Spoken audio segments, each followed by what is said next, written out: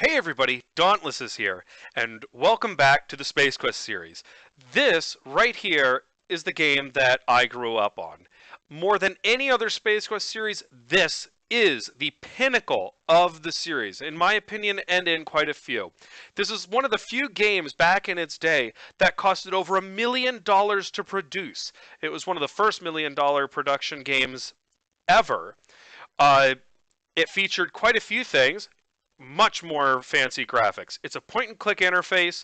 The music was gorgeous.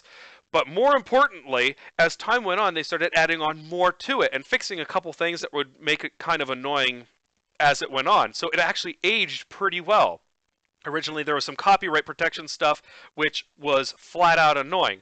They fixed it, so we don't have to worry about that anymore, but we do have to take notes. Another thing that I'm sure you'll all appreciate is the addition of voice acting. Gary Owens, one of the most well-known radio announcers out there, he's done plenty of other voice work. He did Space Ghost in a couple of series, including Batman, the Brave and the Bold. He also does the narrator in Space Quest 4. So now, you guys don't have to listen to me do my terrible, terrible Gary Owens impersonation. And I went back and listened to a couple of my videos. Yeah, it's pretty bad, but I was having a lot of fun with those. So this would be kind of nice where I get to just let you guys enjoy the wonderful sound and everything that came from this game. And even in the 90s, mid-90s, when they were releasing some of the collections, people still review this as one of the funniest, the best games ever created. So without any further ado, allow me to present to you, from my perspective, Space Quest 4. Roger Wilco and the Time Rippers.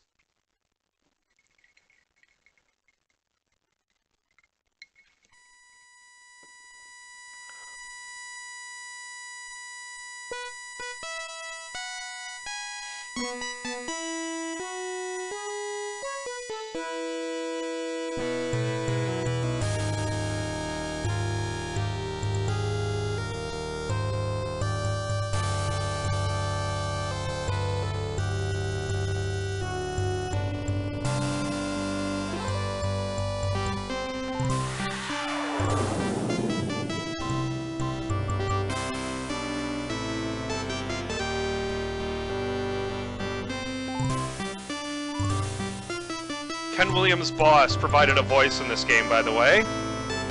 He was one of the sequel policemen, I believe. And Scott Murphy does the voice of the main villain. Mark Siebert, that's the guy. And here we go.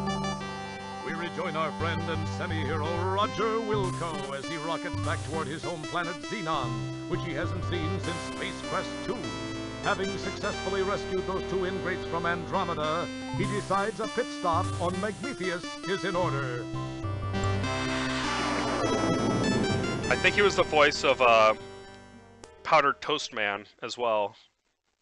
Gary Owens. During the descent to this cosmic canteen, he is unaware of the interest that has been generated regarding his fate.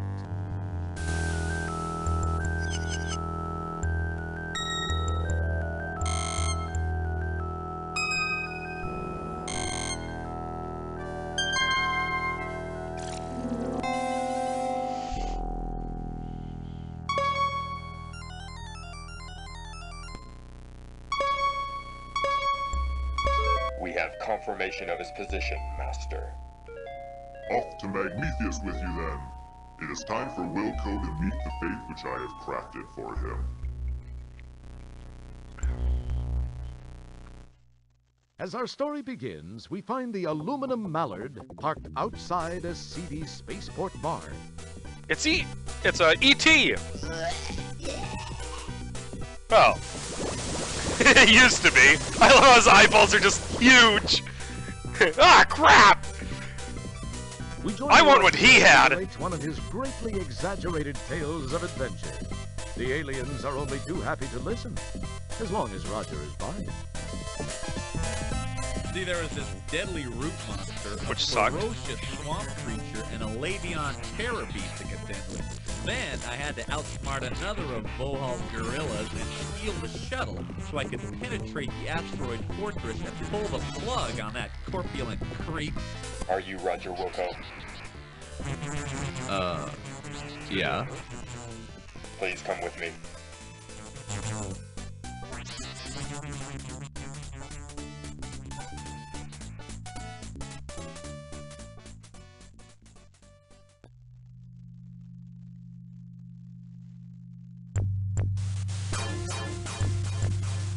Hello, Roger Wilco. Surprised to see an old friend? You have no idea how special this moment is for me. I like how the light on the This gun is makes no his eye close look red. encounter, I can assure you.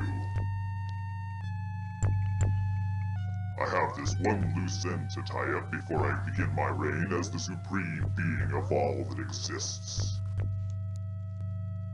I do not like to lose. You are a blemish on what would otherwise be a perfect record of domination, terror, and invincibility. Besides, I'm still a bit miffed about that asteroid deal in Space Quest 2. Anyway, to relieve the pain of my humiliation and to prevent you from being a pain in my future, you must die.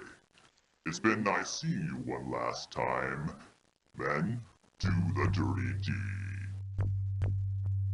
I used to always love those uniforms too that the sequel police had. The helmets were awesome.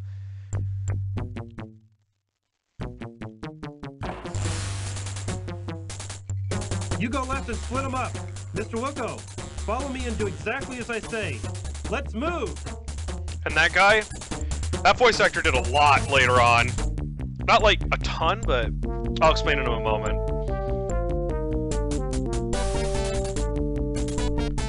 Hey, I want to know what the... Nice gun. Listen, I can't explain it all to you now. They've got a beat on our coordinates. We've got to move fast. We gotta do this fast. Shield your eyes! Jump into the time rift! Do it now! You've got to! If I take the time to explain, we're both parking lot pizza. You'll understand soon.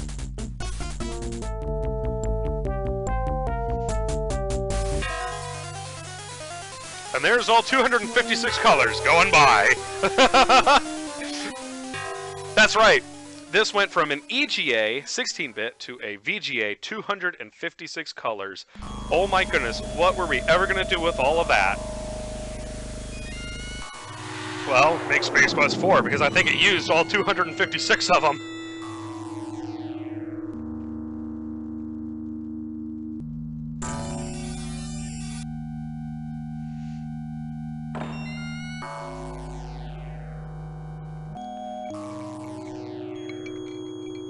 Now where am I? You wonder aloud to non-existent auditory organs.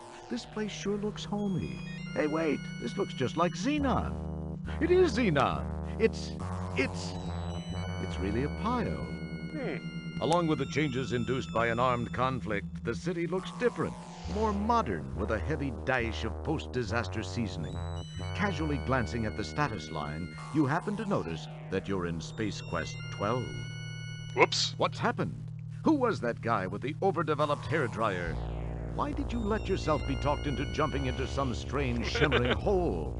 Why are you talking to yourself? These incredibly intriguing questions will quickly be forgotten with barely an electron stirred in that well-armored orb atop your shoulders. Okay, I'm going to save, and I'm going to increase the speed just a little bit. And it looks like the game is running just a little slower, which isn't a bad thing. This game has a little bit of a problem on newer machines. And that issue is that on newer machines, it runs fast. So some of the puzzles become nearly impossible to get through because they work about with you trying to get by something before it turns around. And since the timer is running a little quicker on some machines, it turns around much they'll turn around or whatever much quicker than normal. What was I saying before that I was going to bring up? Right. Voice actors. I'm hoping it doesn't... Okay, I turned on my volume and a thing popped up, but I don't think that shows up in the video. Anyway, either way. Voice actor, the guy who saves you. He went on to be the CEO in charge of producing a great number, at least starting from 2013, the Nancy Drew adventure games. Now, my sister was huge into those. She played almost every single one of them. So, naturally, I saw that and I was like, dude, that's awesome! And also, the main villain, Sludge Vohal, he was voiced by Scott Murphy, one of the main guys in charge of the whole of Space Quest. The large structure in the background captures your curiosity. Okay, yes, I do have to increase my personal speed, so I'm going to turn that up and see how fast this speeds me up. Oh, that's perfect. I'm going to try and be careful around some of this, because I can die really easily around here. There we go.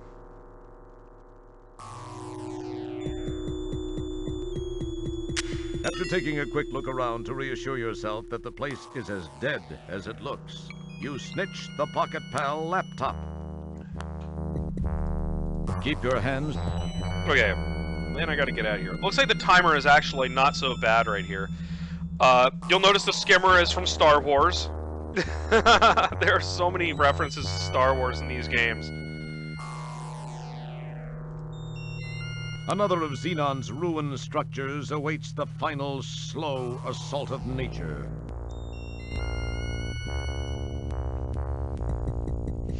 Strangely enough, the voice of Roger Wilco didn't do anything else.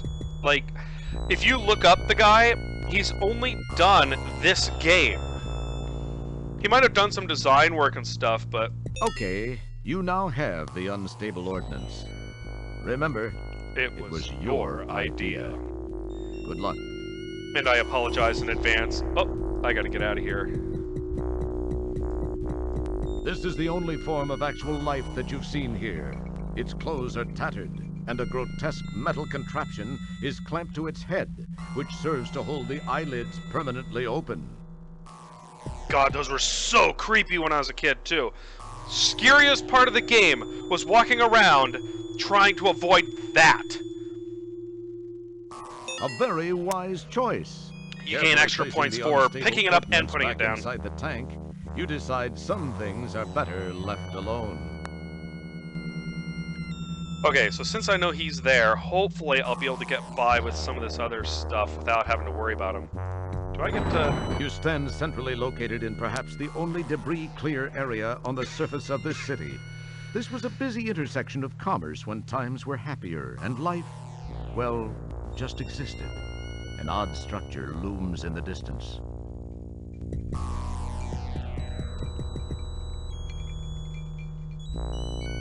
Let's hope I can...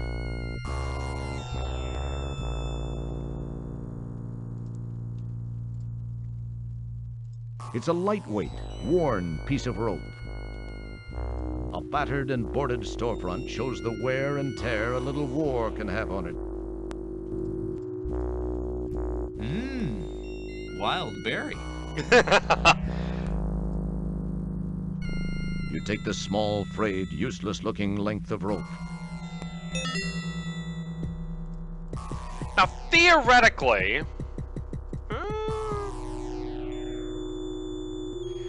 Here's the funny thing. There are a lot of puzzles in this game that you don't actually need to do, but it does give you a little bit of a cool backstory as time goes on.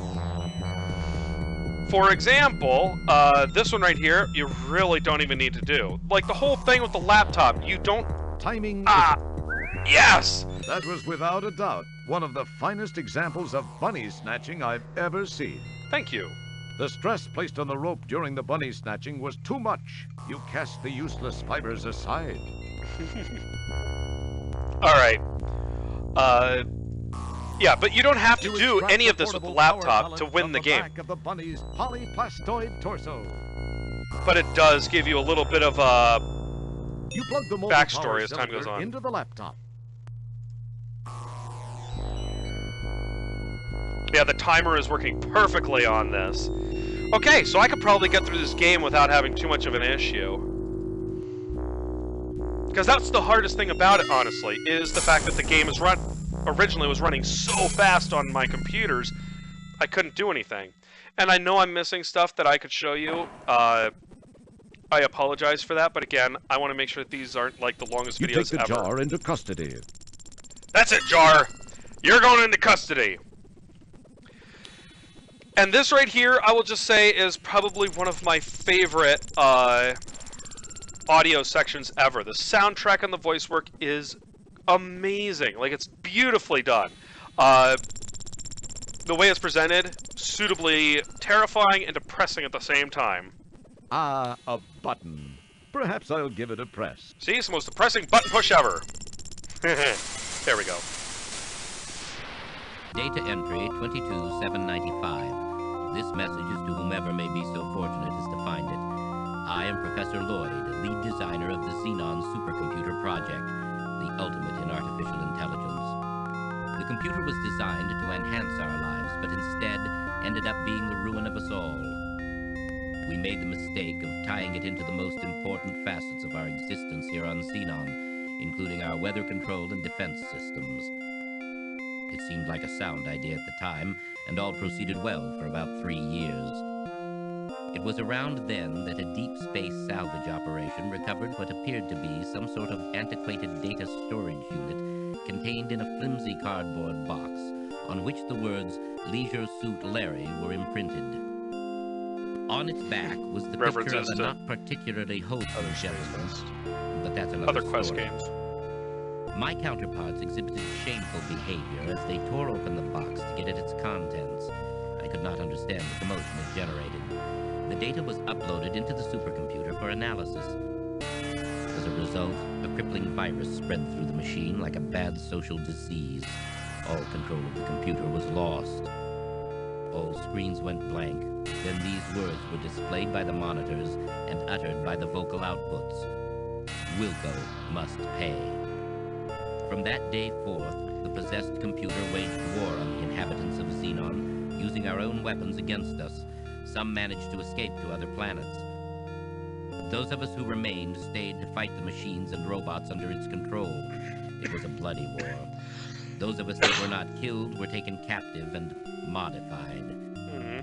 These cyborgs infiltrated the loyal ranks of resistance, rooting out almost all of our hiding places and exposing us to the mechanical menace. Some of these poor souls still wander the streets.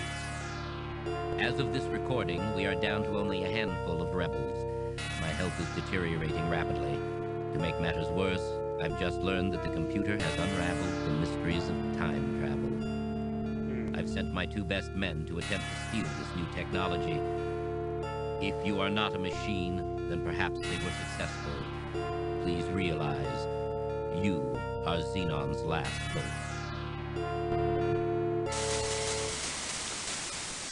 I love that so much. Like, it just paints this picture of everything that's happened. And I know it's a lot of verbal exposition, but it does a great job of just explaining how bad everything went. And obviously, Vohal is somehow involved because Vohal is trying to kill you, and whoever tried to save you send you back here.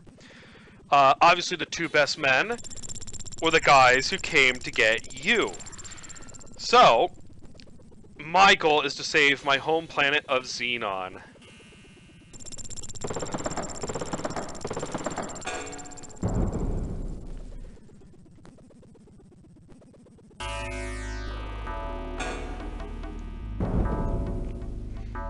Oh no! The door has shut, and there's no way back.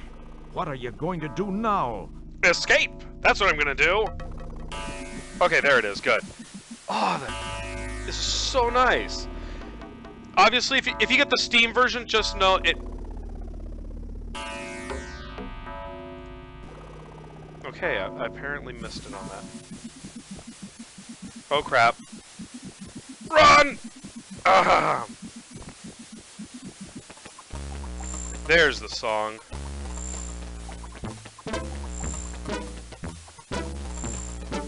Okay. You scoop up the slimy secretion.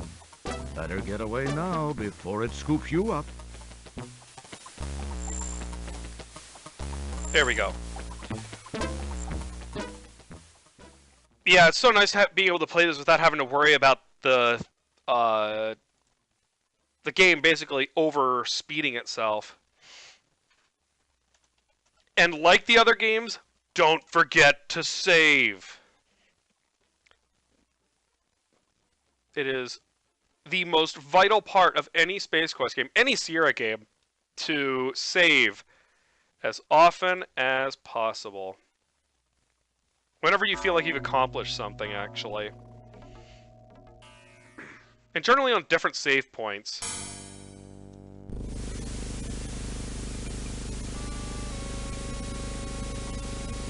I always thought the design of that ship was really unique. Like,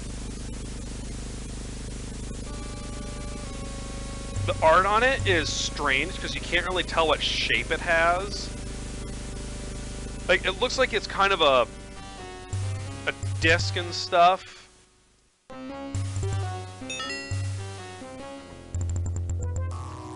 Sort of a half circle with warped wings, like something out of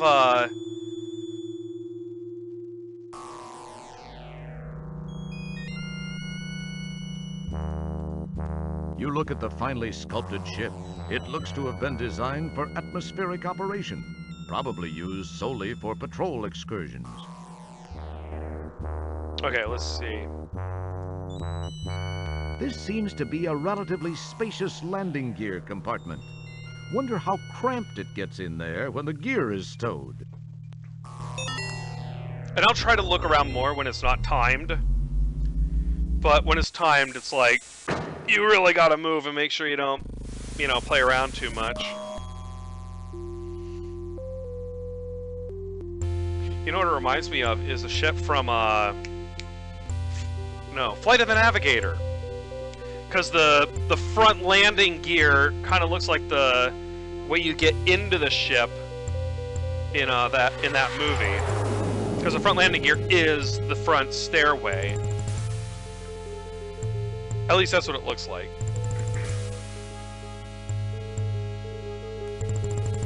And it's not until here that you really see what the shape of the ship is, so... Yes.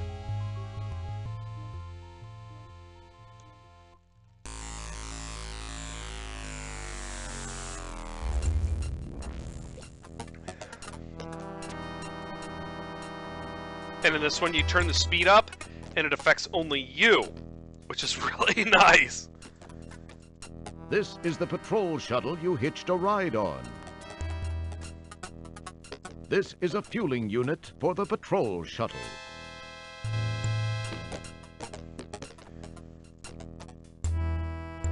And again, save. Okay, so coming up here is a part where I am going to have to note stuff down. So I'll make sure I have my notepad ready. Well, sticky notes anyway. Alright.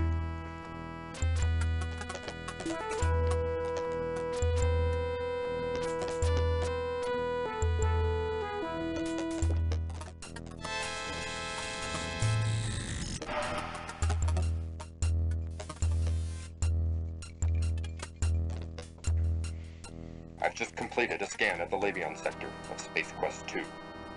No sign of presence at this time.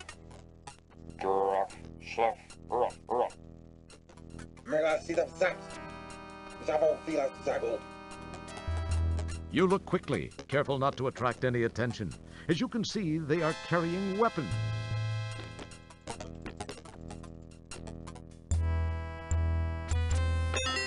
Okay, now I can breathe easy a little bit. Except for the part where I gotta write that down, otherwise I'm doomed. At the end of the game, I'll be totally and utterly screwed!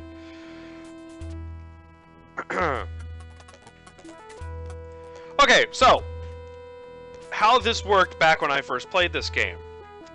There was a... When you get into the pod, there was a copyright protection that happened. I'm going to tell you this while I'm writing this down. There's copyright protection, so you had to have the manual to make sure that you didn't you know, steal the game by copying it onto other disks. And I showed you the 5 1/4 floppies before. I still have them sitting right here. Yay! But they also came on regular 3.5 floppy disks, so you could actually copy it and stuff. So what they did is in the manual, you had like a whole chart and stuff, like huge chart, and you had to figure out like the solution to the puzzle and everything, and then you could type in the code, and then you had to figure this out. Now, figuring out what to type in to get somewhere. In the original game, when we were trying to figure this out, I guarantee you this took us weeks. This one puzzle, weeks. Because we were sitting there going, what in the world are we trying to type in? There was no hint, no nothing. They fixed it, or at least changed it so it's a little easier. So we could type like whatever we want in. But back then, we would listen to what the sequel policemen were saying back in the start, you know, at the Zuggle, Tia Zuggle, or whatever they were saying. And we would try and translate that. We would be sitting there going, okay, that sounds like this. Okay, maybe it's one of those words. So we'd be trying to figure out, this looks like a Z, that could be an A, you know, and try and recreate it. It wasn't until we looked at it and went, well, why don't we try something simple? You know, like the alphabet. So that looks like an A, that looks like a B. So, you know, A, B, C, D, E. This was E actually for us. Definitely. The powerful quad quark drives Rev to life. Time and space bend under the fibrillations of the time rip transfluxers. Your adrenaline and stomach reel. Your excitement was going up. Hyperbole. And it doesn't work. Finally, nothing much happens. That must not have been a valid code. Try again. So another way of doing this to make sure that you don't end up having a problem is do this. Because eventually, if you put in too many wrong codes, you'll get captured. You'll get killed. The powerful basically. quad quark drives Rev to life. Time and space bend. I didn't know about this until way later, by the way. Your adrenaline and stomach reel with the hyperbolic hyperbole. And finally,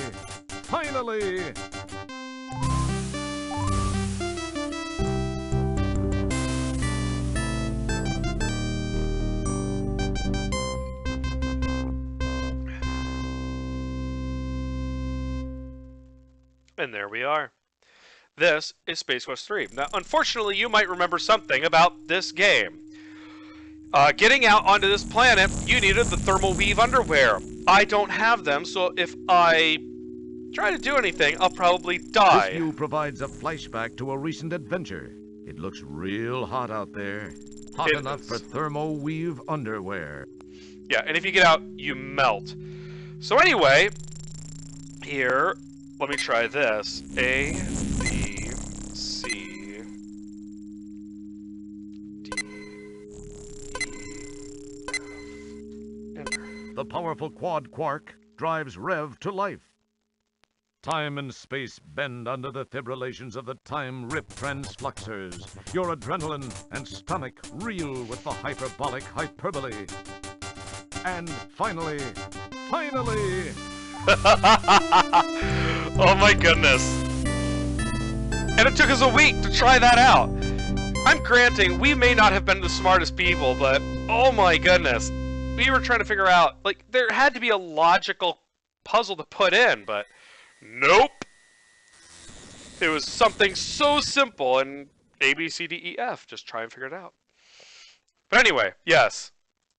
And here we are in Space Quest 10. You may notice at the top, the Latex Babes of Estros. Oh, boy. How you know you're about to have either a very good time or a very bad time? Depends on what time of the month you arrive. And there just went all monetization for this video.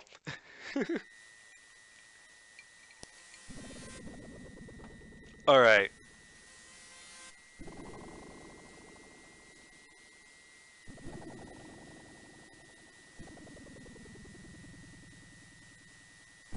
As you look around at the towering rocks, immense formations carved over millions of years, you can't help but be overwhelmed by a sense of your own insignificance.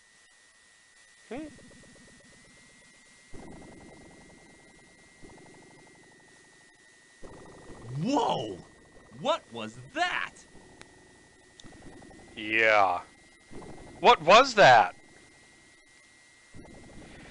You know, if you think about it, if you look at it, it probably was made to look like the patrol ship from Xenon, the one that I pitched to ride in the gear compartment. I guess I didn't catch that before. A mysterious shadow quickly moves from your view.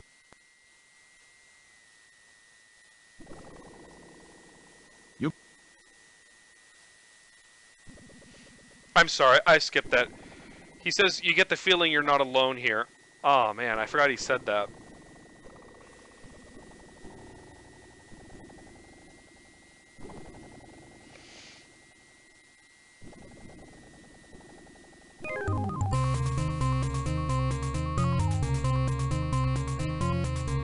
You look pretty pathetic hanging under the pterodactyl. Wow, what an incredible view! It smells like something that wasn't designed for noses. Okay, notice notice the six-pack on this dude. Like, his face is terrified, That's but... not a very clean habit. It tastes like nothing you'd ever want to put your tongue on again. Like, his face is terrified, but dude, look at the guy's stomach! Maybe it's fake muscles.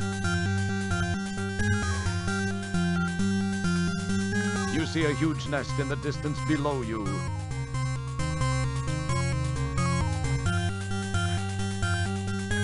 Hey, those talon things hurt. You didn't much care for the landing either.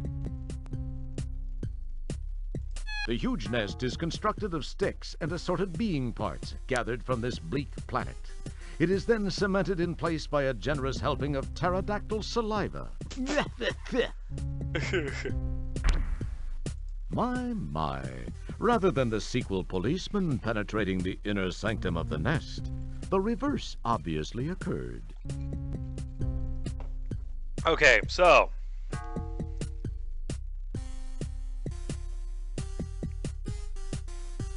Pterodactyl.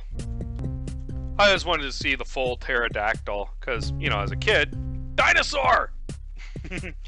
I always envisioned it looked like a giant chicken, though, in this one. You frisk the skewered sequel policeman and turn up a paper-wrapped wad of used chewing gum. Very important, by the way. Don't ever miss that. Help! A giant branch has penetrated my vital organs and I can't get up. Seriously, do you actually think this guy has time to talk to you? He's too busy being dead. Oh, God, I love that. Okay, let's see. These symbols look vaguely familiar. Now, where have you seen them?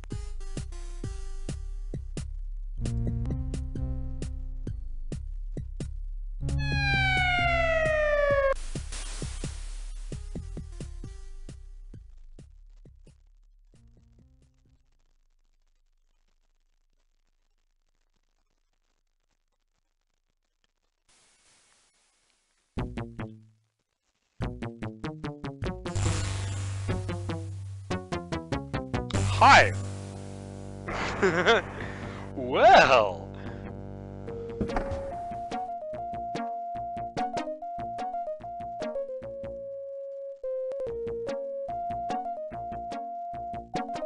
You've got a lot of nerve coming back here, Roger Wilco. After leaving me the way you did, you male scum. Ho ho ho! This is the last woman you'll ever dump on. Right, girls? Right. Said you couldn't be tied down. I said that? You said you had to be free to roam the galaxy. Was that me? You'll be sorrier than you look. We'll see to that. Yeah. Into the sub. fly, boy. I'd like to say for the record, I love his response to our questions. He's like, I would say that? What? At what point in my future do I become an idiot? But, yes.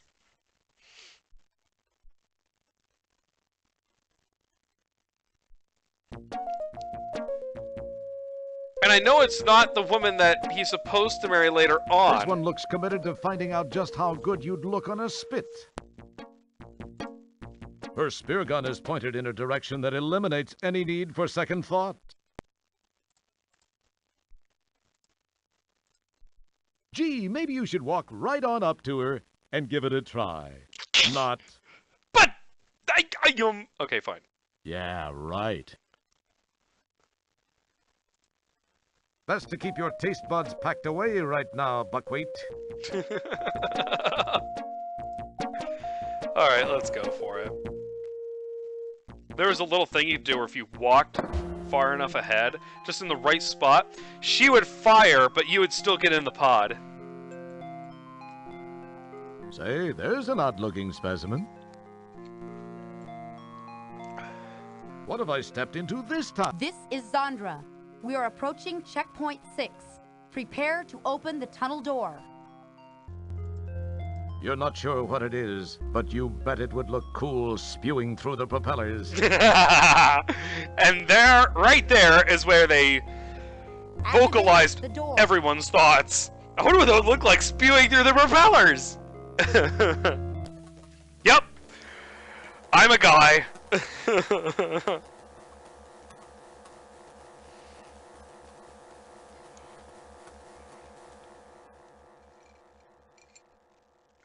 I loved all the vehicle stuff in this game, all the vehicle designs. And it could have been just because I was a kid and I hadn't seen anything like it, but yeah, I don't know, this designs always made me want to like have one of them.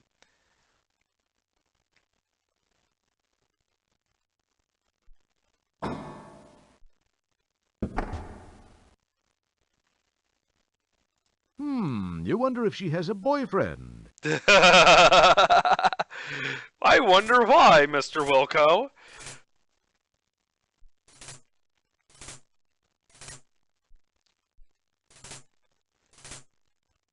I'll admit, when I was a kid, I had kind of a crush on the brown-haired one, but that's because she was barefoot. She was the only one not wearing bizarre boots.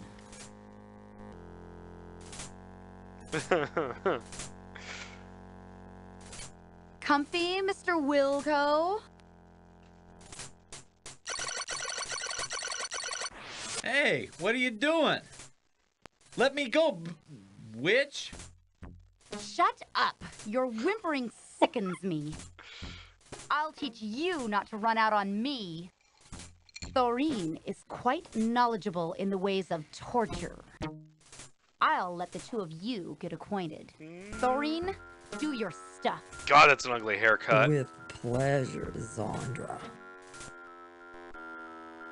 Trust me, ma'am, that haircut isn't even attractive Let me introduce you to a these friend of days. mine.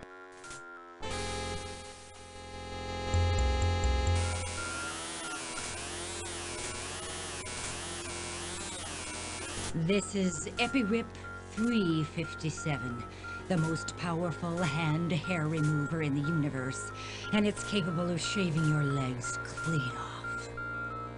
I've always wanted to see a man shave with one of these, but I guess you'll do.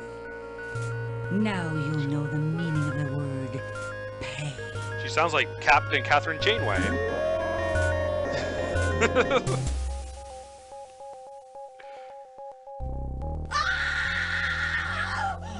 It's a sea slug! Run, girls!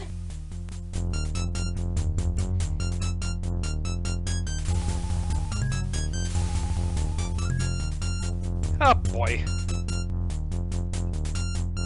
A sea slug has a hand!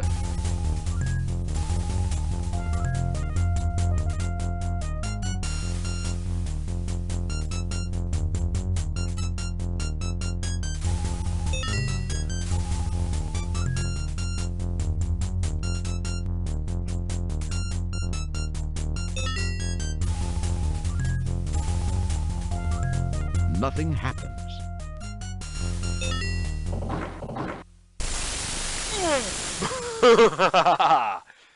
Take that! How do you like them, Mr. Sea Slug? Our hero! Yep. Yep, that's kind of how it works. Wasn't he great, girls? Well, Raj, Ah. I guess we can call it even. Thank you for ridding our fortress of that slimy, awful sea slug. I know I can't blame you for backing out at the last minute. I guess I was a little overbearing. Sorry. Can we still be good friends? Well, now, wait a minute. Let's talk about this. No, Roger. You were right. You don't need to spare my feelings. It just wasn't meant to be. No! Wait! Better No! this way. Well, girls, I feel like celebrating. Let's go shopping. This is back when games didn't need to be politically correct at all.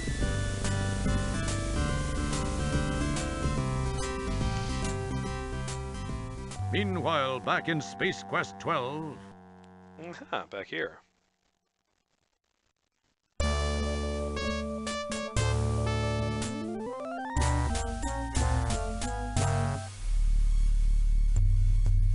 Well, what have we here? This is the rebel scum we captured in the Space Quest 4 time sector. He had just aided Wilco in escaping. The readout on his time gun indicates that Wilco was successfully transported into this time sector as you feared. That is no longer a concern. Wilco will surrender to us once he has learned we have captured his son. Then he will be destroyed once and for all.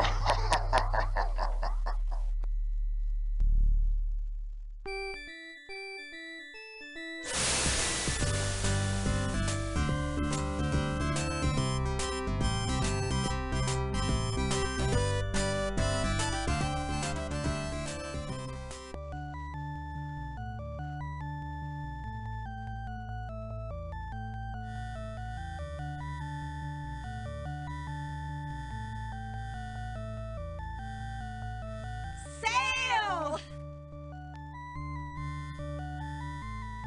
And there they go, never to be seen again. Hey, keep your hands off yourself. This is a family game. I forgot about that line. You pick up the ATM card.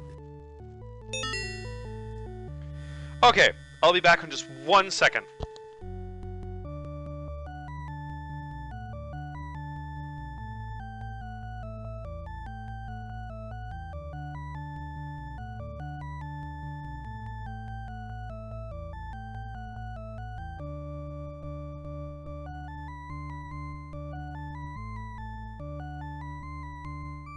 Alright, sorry about that.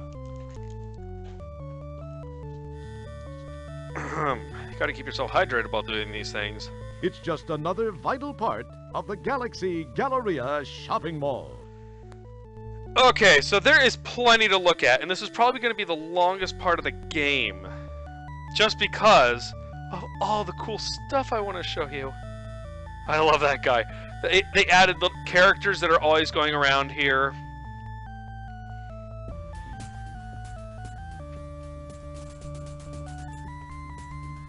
This is Socks, a high-class, high-priced dress shop. Nice. This guy, or is it a gal, doesn't look like anybody or anything you've ever seen before.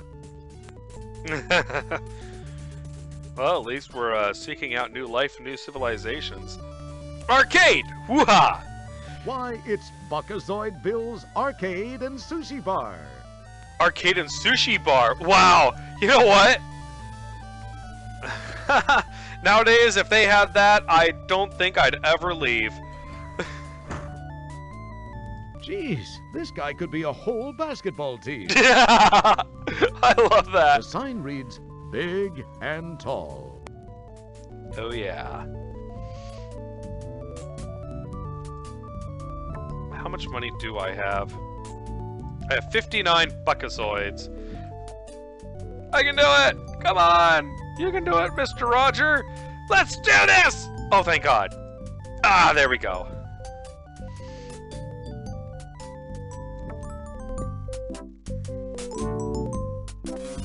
Pardon me, sir. You appear to be in dire need of my services. Just a little. I'm sorry, I lost my boots and the legs of my pants in a deadly fight with a giant sea slug, which I won in the nick of time with my clever thinking and my, cleverness. I see. Well, all right. Let me get your measurements. And again, you know, his voice is very generic, Roger's voice. It doesn't sound like, you know... We've got just the thing for the likes of you. Like Gary Owens, you can I'm sorry. You will be wanting something in the generic Space Hero line? These will do for you. Try them on in the dressing room here if you wish.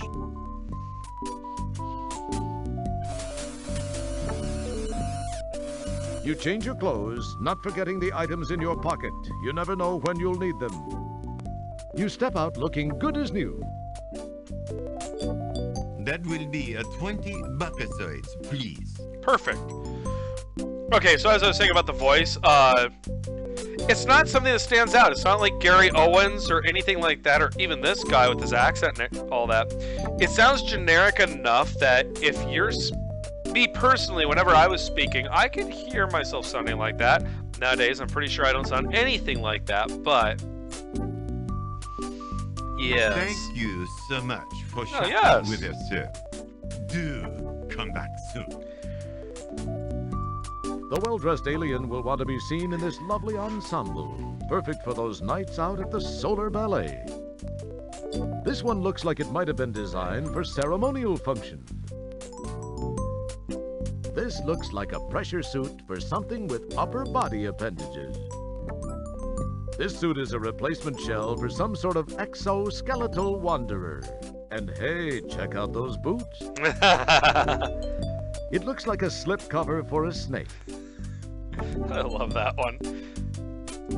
This is your friendly sales clerk. He's automated and comes complete with a built-in attitude. Comes complete with a built-in attitude. Hey, that sounds like 90% of the salespeople I know.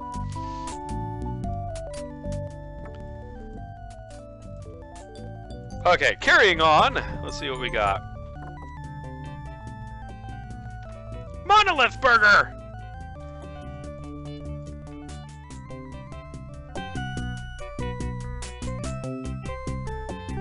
Yeah? Okay, so the voice of this guy is Josh Mandel or something like that. I think it's Josh Mandel. Josh Mandel did a lot of work on Space Quest 6. He was originally going to really do a lot of the work on it, like most of the work, but they ended up having him basically do some of the design and then a lot of the manual design and for like the actual manual and stuff like that. In this one, though, he does the voice of I was going to say McDonald's, the Monolith Burger manager.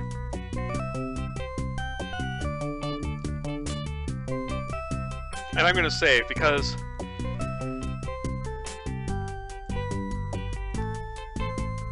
I'm trying to decide it. I'm still trying to decide if I should show you the mini game. It's awful, like mean. It never ends. I'd like, We're out of it.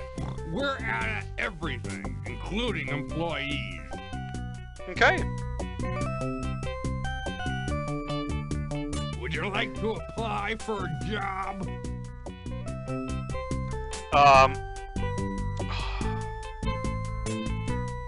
Yeah. You would, huh? Well, this is the greatest opportunity you've ever had, kid. Benefits up the wazoo, and if you stick with me half an hour or so, I'll make you my assistant manager. Now, how would you like that? gee, thanks.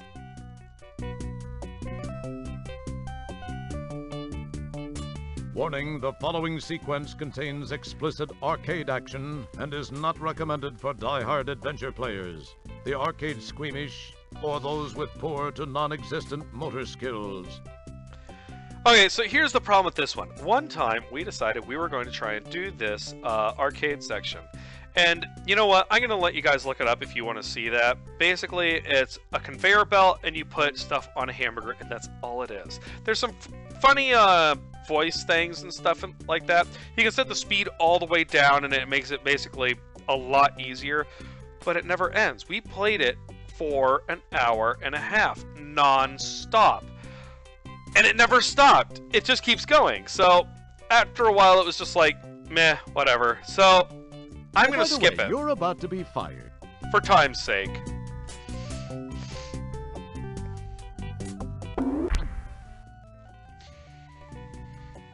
You're fired! My janitor could do a better job than you could.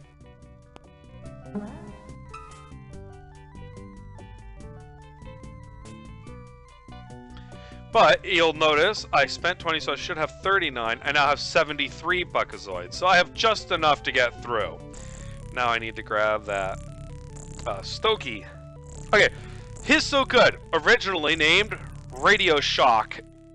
I think they might have changed it just because of... I don't know if they changed it because of an actual lawsuit or anything. Uh-oh. Oh, no. Oh, we have a crash. Okay, let's hope I saved at a point here when I don't have to replay half the game. Oh, good lord. This could be awful.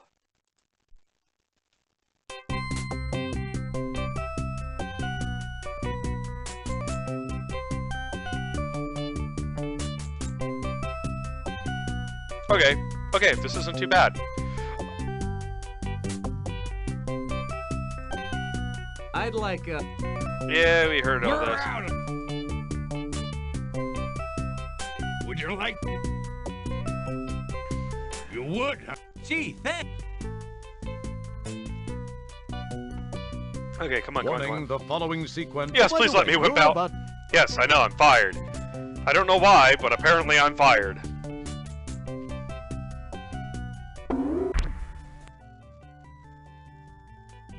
You're fired! My janitor could do a better job than you could. He throws a cigar at you. But yeah, I'm not sure if they removed the Radio Shock because of a lawsuit, but I figure that's kind of the most likely situation. By the way, I love the design of Monolith Burger here. I would definitely walk into a restaurant that looked like that.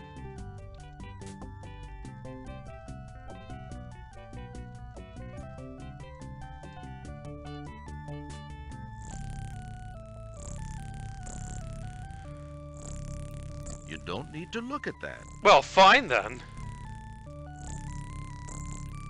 Alright. Please don't crash. Oh, good. For some reason, there is a gathering here. I'll come back to this momentarily. No. I'm going to head right over here because I'm not sure if it lets me, For some reason... Okay. What's going on in there? The two geeks from Andromeda are in there signing copies of their latest release. Hey, I know them! What's going on in there? I just told you! The two geeks from Andromeda are in there signing copies of their latest release! Now, wait a minute. Didn't I save them and then they got dropped off on Earth? So what are they doing back here? What's going on in there? Beat it, jerk! What's going on in there? There is no reply. Alright, come on, boys. We can do this. Come on! There we go.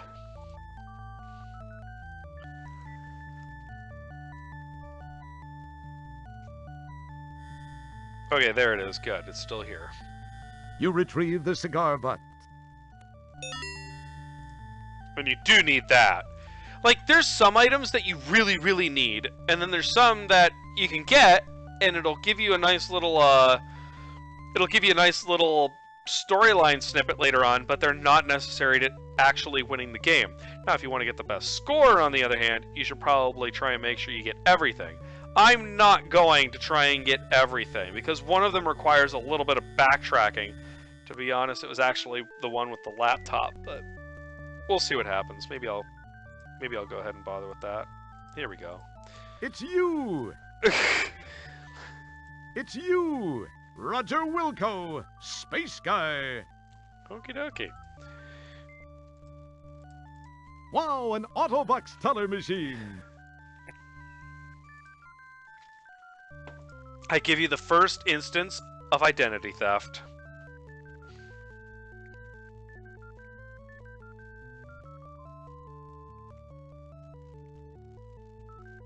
You obviously don't resemble a blonde woman. What a surprise. Well, fine. Are you sure? Maybe I'm a woman on the inside. Nowadays, you never know. I think this machine is discriminatory.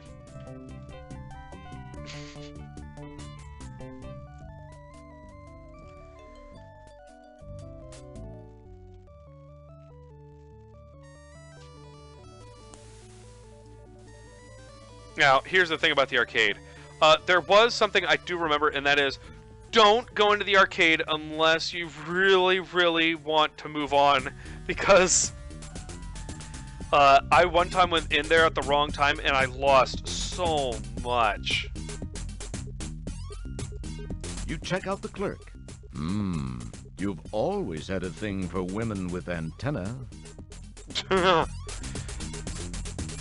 You'd better not. Something might answer. Hiya, hon. I'm Maybot, fashion consultant to the Cosmos. What can we, do with you today? Well, this is kinda hard to explain. Oh, let me guess. You want something for someone very special. Someone who died to get the latest in high galactic fashion. Are we right, or are we right?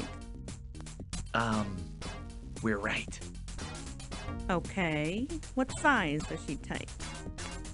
Oh, 38. Oh, I don't think we're right about that. I'm not 38? sure, but she's built about like me. Is she? A likely story. Good thing for you, I can keep a secret, sweetie. Okay, remember this character, Maybot. I'll tell you something interesting about that voice actor later on, but I have to research it a little bit, so when after on, I'll give you a little bit of information. I'm sure this will suit that special someone's needs. It's all the rage. I suppose you'll want to try it on now. Here, use this dressing room.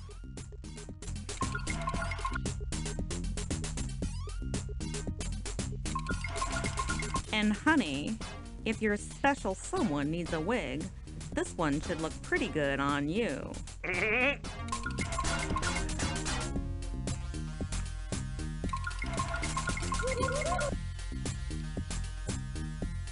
I love the way he's walking. Very lovely, honey. It's made for you. Would you like us to wrap it up? Or would that special someone prefer you to wear it home? I think I'll wear it home.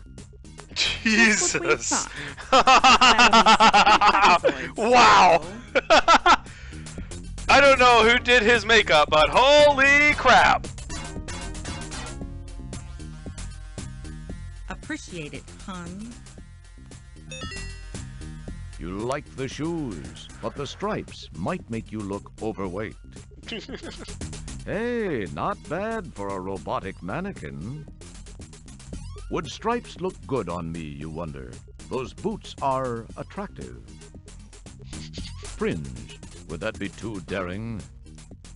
Fringe. It's a nice outfit, but you're not sure you have the midriff for it. Yeah, I the skin certainly color don't. and cape make a statement. The kind taken in police stations. Yuck. Seriously gross. You lick the mannequin and find that it doesn't please your palate. This doesn't look like your favorite flavor, mannequin. Ah, you've never had a taste for stripes. Oh. Ouch! You almost got a sliver in your tongue. Despite your love for Syntho's skin, you decide that wouldn't be gentlemanly. Oh. Alright. Let's get this Thanks over for with. shopping at Saks.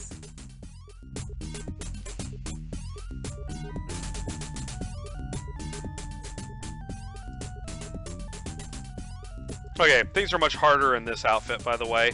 Trying to go backwards on the conveyor belt starts becoming a real pain, so it's a lot better to just keep going straight and, yeah.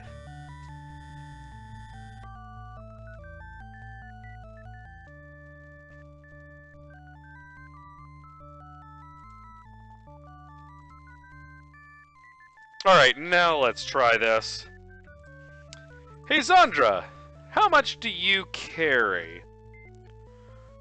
Considering that they just stand around on a planet by themselves, with no shops or anything, I can't imagine too much. 2001. Oh, pff. Space Odyssey. Well, that's not bad. I'll take it. Clean it out.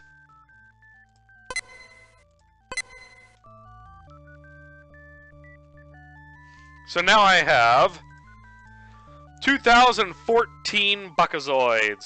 Let's go shopping. Well, I guess he does move about the same speed. I just remember it being much harder to get anything done. Hey, why not go shopping? Sorry, but the crowd completely cleaned out my stock of Sierra software.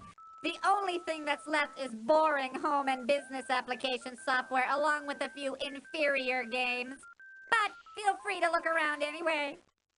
If you're here to return something, forget it. We have a strict no returns policy. I'd like to help you out, Guy, but you know how corporations are. A bargain bin containing discount software. All right.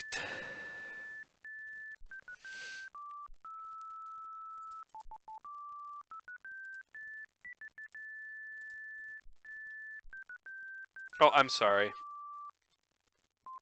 Didn't find it.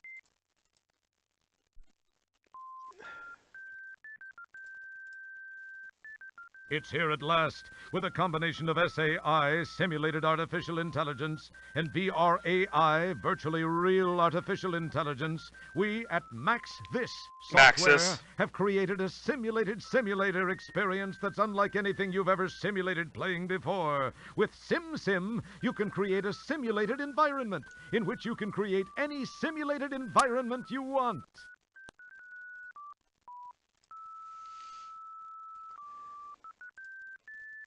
The latest bomb from master storyteller Maury Bryanarty, Boom, is a post-Holocaust adventure set in post-Holocaust America after the Holocaust. Neutron bombs have eradicated all life, leaving only you to wander through the wreckage. No other characters, no conflict, no puzzles, no chance of dying, and no interface make this the easiest to finish game yet. Just boot it up and watch it explode. I'm wondering if it has something to do with Loom, and I noticed down here the symbol. That looks a lot like the LucasArts symbol. I'm not sure. It's the newest in the wacky Jaime Lipschitz series. Jaime, son of a wealthy New York furrier, has gone wild with Dad's frequent flyer vouchers again. Can you track Jaime down and bring him home to meet the girl Mom's picked out for him? Hold on to your yarmulke. Yes, Jaime Lipschitz strikes again. 640K, Ronald MT32, and 3.5 circumcision required. 3.5 circumcision? What? Okay, based on, obviously, Carmen Sandiego, Broderbund Software did that.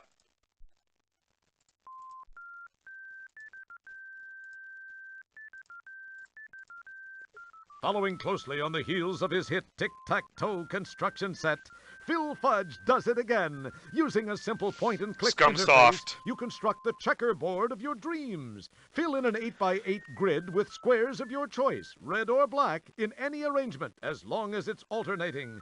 Don't like it? Erase it and start all over again. Requires MCGA, CGA, VGA, PGA, or Ta-ra-ra-boom-GA. Oh my goodness. Presenting the latest in the award-winning King's Quest series, from the still active mind of aging Roberta Williams III, latest in the award-winning Roberta Williams series, what happens when Old Man Graham and his family are kicked out of Daventry Condo Association? You'll meet the fabulous Bernoulli brothers, Professor C.D. Romberg, and of course Rumpelstiltskin, over 12 gigabytes in length. Okay, so back then, even using 1 gigabyte was astronomical. Generally, these games were measured in megabytes, and barely even any at that. Now, King's Quest was one of the few that was so big, people would always make jokes about how big that game was, especially Sierra. Nowadays, I have World of Warcraft. Heck, I have all of the Blizzard games, but those things take up like 50 gigabytes worth of space on my hard drive now. So needless to say, looking at 12 gigabytes is kind of like, right. I like how the picture on the front is basically just like a million floppy disks. Head for the hills, it's coming, and this time it's hungry. It Came for Dessert is a thrilling action-adventure in which a mob of pushy, overweight relatives invade your kitchen. Armed with only a Jell-O mold and a pastry bag, you must repel the invaders, always keeping an eye on your blood sugar level. It's the merriest mix-up since Enemoware's fabulous Defender of the Crown Rib Roast. Okay, I'm sure somebody knows a better, knows if that's a reference to something. From the folks who brought you Astro Chicken. When it comes to stimulating chickens, Chuck Egger is the expert. And now you can learn from him. I'm what? Design the chicken of your choice. Over 40 options including lips, no lips, and laying frequency. And take your creation for a wild ride over real barnyard scenery based on an authentic flight model of a chicken. You're in for a peck of fun now. Stimulating chickens does not sound like something I want to be doing right now. The two guys from Andromeda's latest sci-fi comedy, Space Quest 4, will give you hours of frustration unless you have this hint book. Want to know how to get the dog into the hanging basket? Want to find out how to attach the melon? Buy this hint book and it all becomes obvious. You'll hit your head and say, boy, how stupid could I have been? A moron could have figured this out. I must be a real dimwit, a pathetic nimno, a wretched, idiotic excuse for a human being not to have figured out these simple puzzles in the first place. Try it and see. I'm not a nimnol. The rest of that is okay, but 5. Yeah, I'll take it. Now, why do you get... I see you've made a selection from our box of slop, bargain bin. Now, why do you get the 2,000 Buckazoids? Literally no reason at all. I could beat the game without having done that. Like, there is so much in this game that you can do just to get, like, extra little cool things to happen, but for me, I've played this enough where all of it feels like I have to do it. I don't want to rush totally through it because I could probably beat this in less time than any of the other games, but with everything else, you know, that I could do here, and, you know, just wanting to show you guys some of the cool stuff that I remember when I was a kid. Thank you. I'm not gonna do that.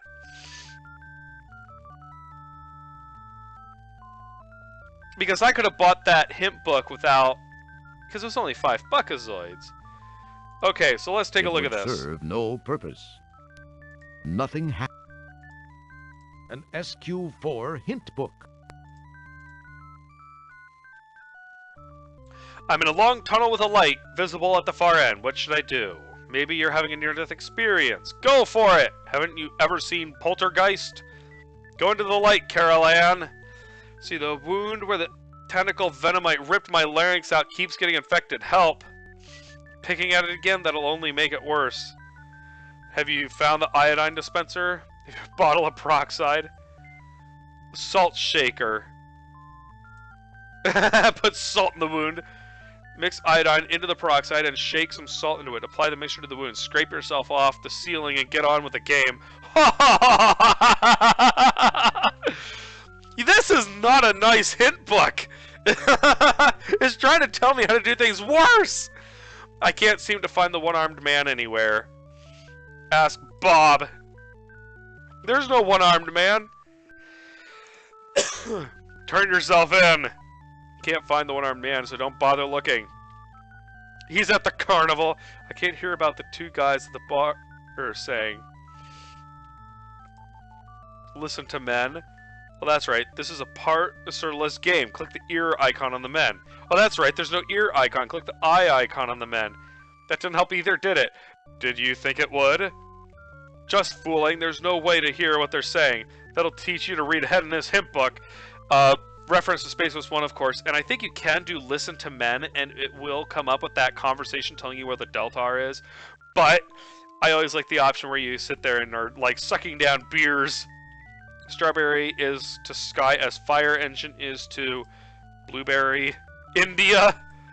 Good dental hygiene. Putting the keycard into the slot in the Dracometer and turning on the viewfinder. I'm in the time pod. Where do you think? Someplace where the sun don't shine. Well, it's flats if you had the coordinates. Oh, great. Only half the answer showed. It must be a defective hint module. Okay, so here's one of the few things that could actually be considered very logical in this game. You have half a code here, right? So you write down that piece, blah, what looks like I think is the X, and I don't know what that is. Okay, so you have that half, right? But you might remember I have half a code elsewhere. And that is right there. The gum is on the left side. So, naturally, that last piece is the second half, like the later half. Because one time, I remember when I was a really young kid and I wasn't thinking like this, I was like, which one is the first one to put in? So I had to try both. But nowadays I'm like, oh, well, it's, you know, it's that. There we go. Problem solved. There. Ah!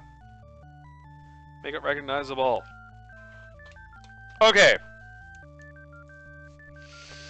Let's get rid of the dress. I wonder if you could complete the whole game in this. I don't think you could. I think you have to get rid of the dress. I'll just go in here really quick because there's a couple really hilarious things to listen to. Excuse me.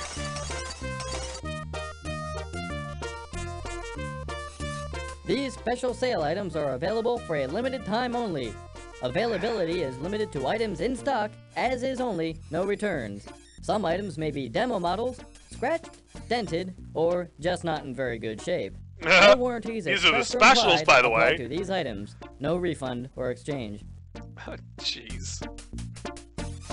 Re-Shrink Wrap 2000. Work for a large retail software chain? Like to take the products home and diddle with them? The Re-Shrink Wrap 2000 re-shrink wraps any size software box. Is that game new or used? Only you'll know for sure. Keep the customers guessing. Dealers only, please. 1,033 buckazoids.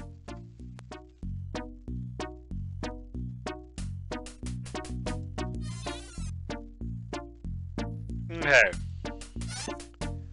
Faux Component Swiss Army Micro Entertainment Center. Style to look like a real set of miniature components, this is a complete home entertainment center in one 4x6-inch box. Includes CD-ROM unit, turntable, dual cassette with Hyper Wow and Mega Flutter, unfolding 84-inch bigger, color projection 6x4 inch, corkscrew and toothpick. It's like a phone. Well, that's still bigger than a phone, I think. None currently available. And it's a box, so it's like a cube. Wow, back in the day. dodecaphonic around sound processor. Ever notice how flat and unexciting normal stereophonic, quintrophonic, and octophonic recordings are?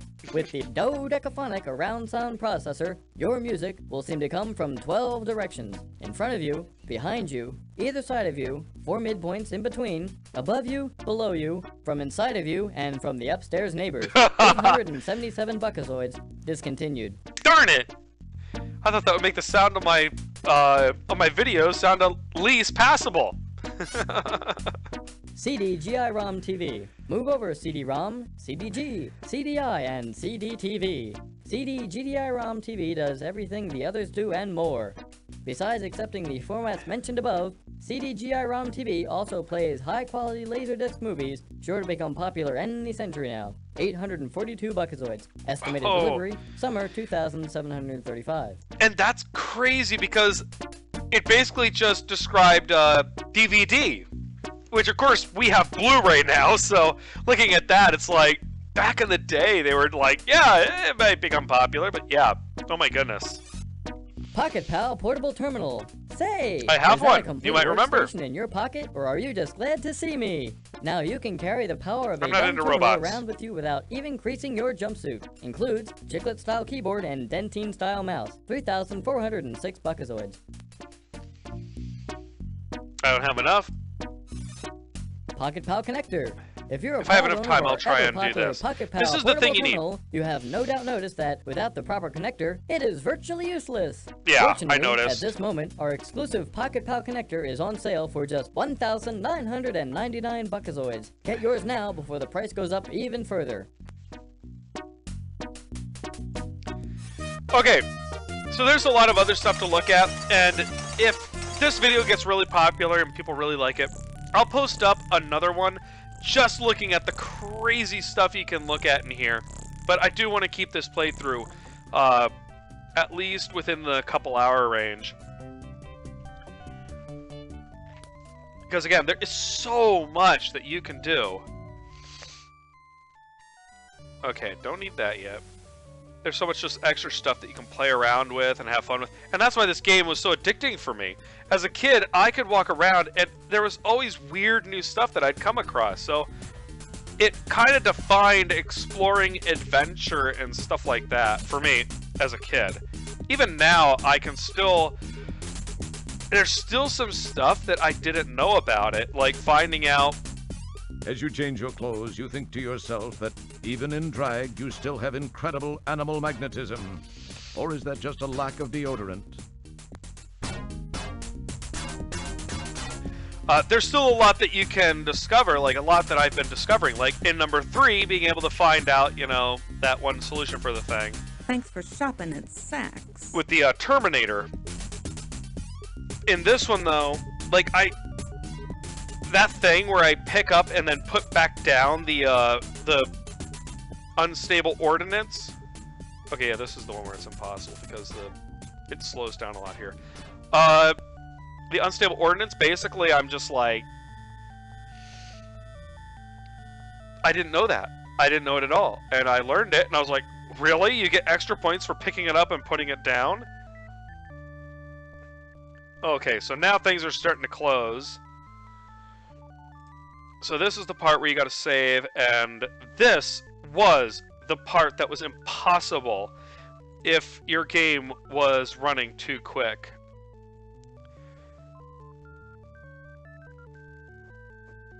And I know I spent some time looking at the stuff in the software store and things like that, but again, there's some things I wanted to look at and I want to play around a little bit, but I want to keep the video in a manageable length so that people don't feel like they're having to work through this colossal video.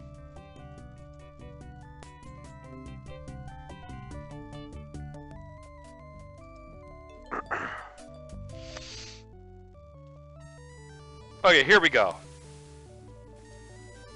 And I'll look at a few things in here because, dude, there's some of the best lines in here. Like, this one is my favorite. The change machine looks like a time machine more than a time machine looks like a time machine. For a change. That is awesome!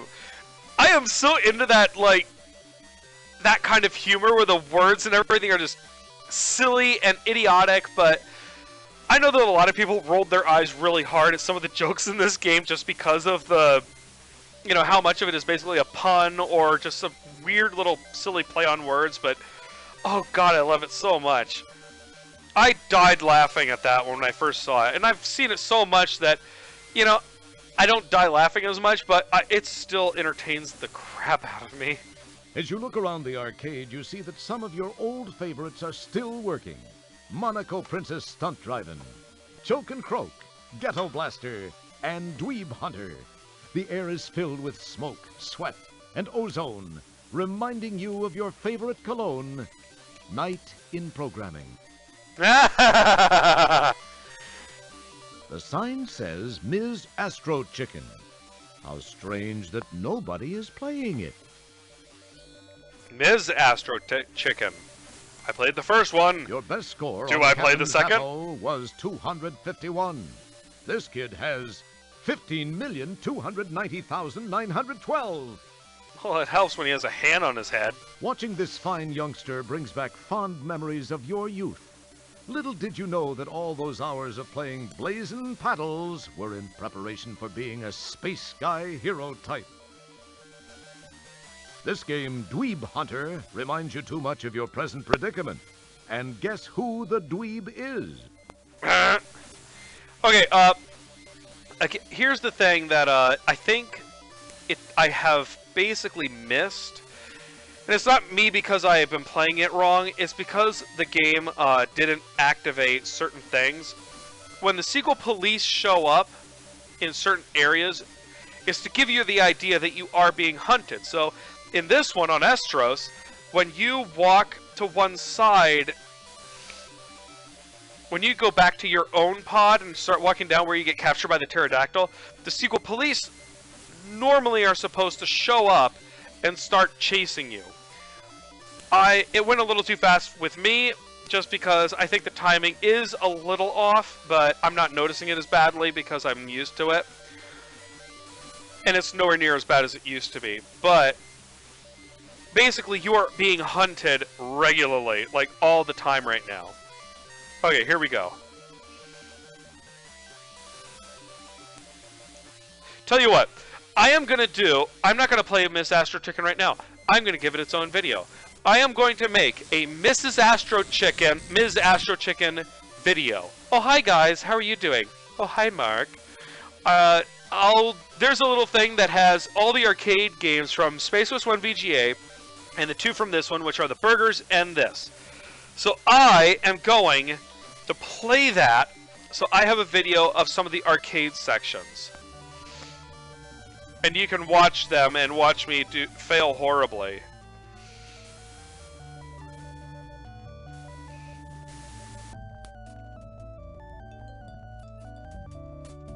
I might be doing this wrong.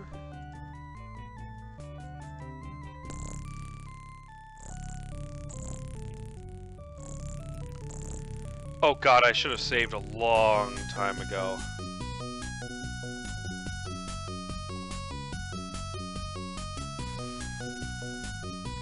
Oh, I could be really in trouble right now. This could be bad. Okay, well, here's the hovercraft, the Zero-G center.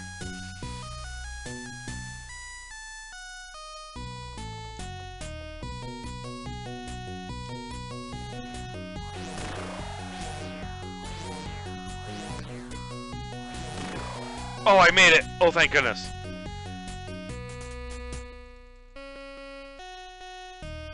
Okay, so how this works is they're gonna chase me in here, and I gotta try and get... There.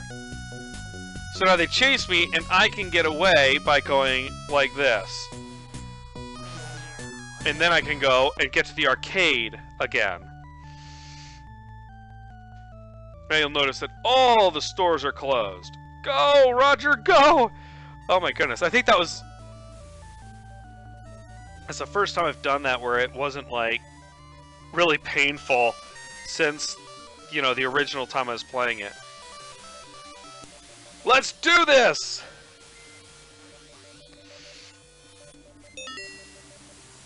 I steal people's stuff so much in this game. Okay, so, and again, if you are gonna do the part with the thing with the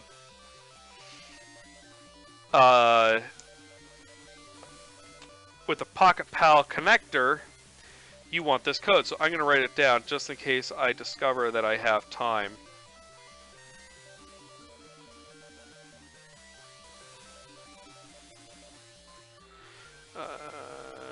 U X E X, and that is the mall, and this is Space Quest 1. All right. So now let's see if I'm right with that code. Let's see if I remembered that properly. A X D U, whatever in the world this thing is, because we didn't actually give all these names. I'm just like throwing idiotic stuff out. Oh, no. It's that and T. Enter! The powerful quad quark drives Rev to life. Time and space bend under the fibrillations of the time-rip transfluxers. Your adrenaline and stomach reel with the hyperbolic hyperbole. And finally, finally, I was wrong? Nothing much happens. That must not have been a valid code. Try again. Okay, let's try it the other way. Oh, this is bad. Okay. Where's my U? There it is. I pushed the wrong one before, didn't I? Everybody's probably watching this video going, "Dauntless, you dummy!"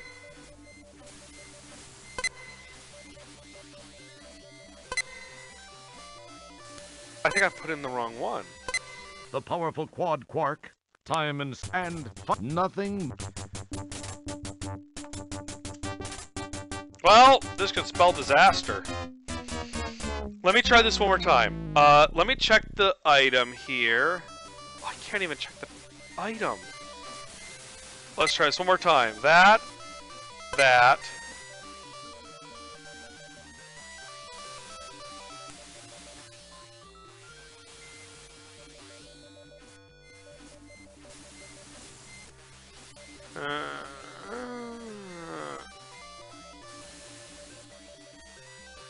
I think it's this one. Isn't it?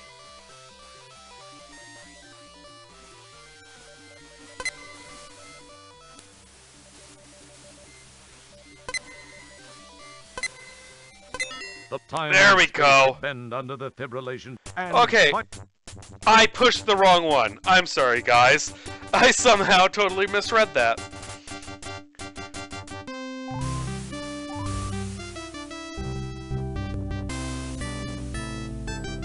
Interesting.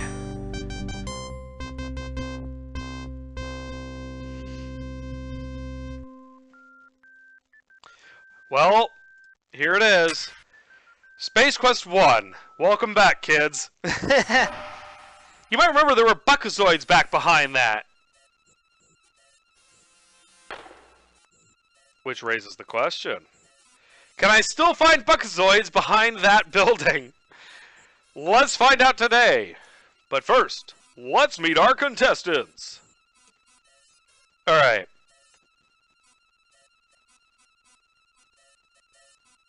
You can't do that. Damn it! Okay.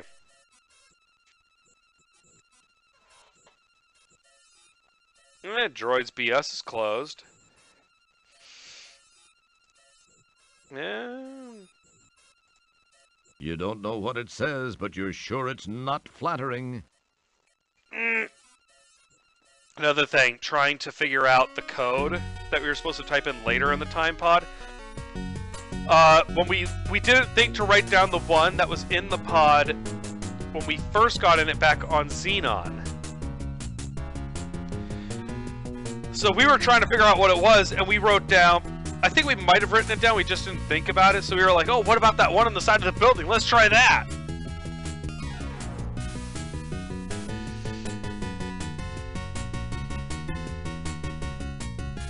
The old bar is still here. The smell of Coronian ale stinks up the place. The aroma leads you to remember vividly your previous visit here. You break out in a cold sweat. Yes, I remember blowing up their machine, which looks a lot better in the VGA version. We'll see if I decide to do that, because I might not bother. But it does look good, and it's a lot of fun, so... Don't mess with it. Oh, you. Your attempt to get the matches failed. Uh-oh.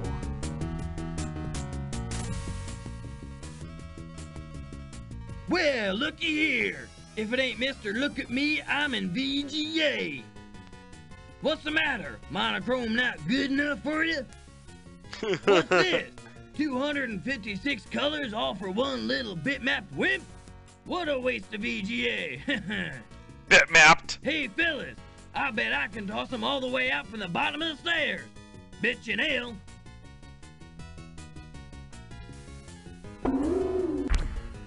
Betcha nail.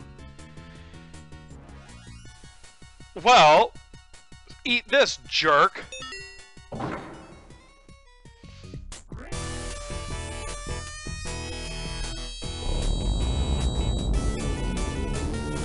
This is literally my first introduction to rock music. We were listening to Beach Boys and the Beatles at this time, and all this. Here's rock music playing. Boy, that was close. Hey, how come their bikes can go through the force field? Okay, so there's a hole right here, may you notice? Let me see if he says anything about it. At the bottom of this excavation is a small craft almost totally buried in dirt. You remember barely making it back out when the engine died. Okay, so in Space Quest 1 EGA, if you try to buy that ship, it bores itself into the ground. It looks like a drill, and it accidentally bores itself into the ground, whether by purpose or not. And you end up,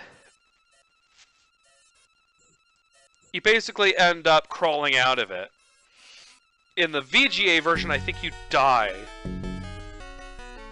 I didn't do that in the EGA version, so it doesn't transfer over totally. You hear a high-pitched whine from the east.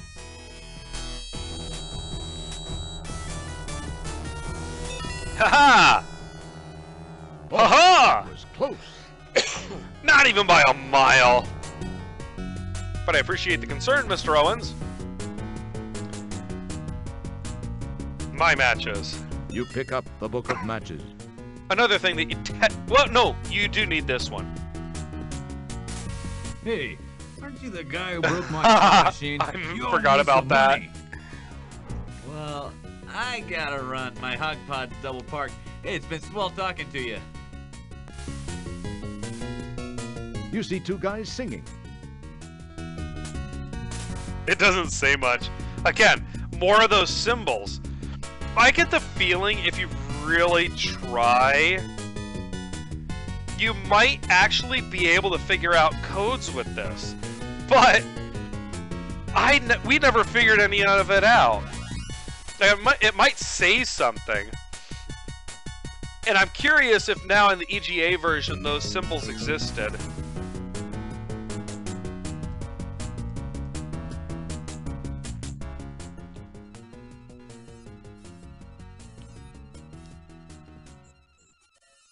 You hear a high-pitched whine from the east.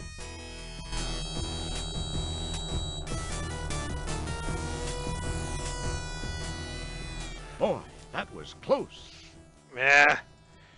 Okay, so now, here's the part where the dome code is important. If you don't have this code, you're doomed. You're doomed. Ha ha ha ha. Yes, I just went there. I feel terrible now.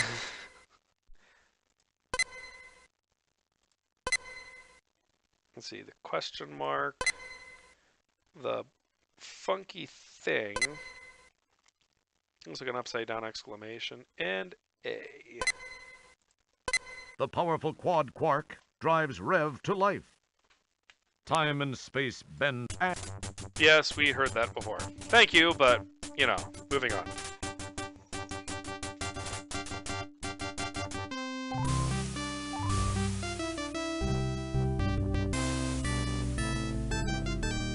Now, this game was also one of the first instances of a random element inside of one of the games, except for, of course, you know, there is the slot machine, but this was a little different. It has to do with that Pocket Pow terminal.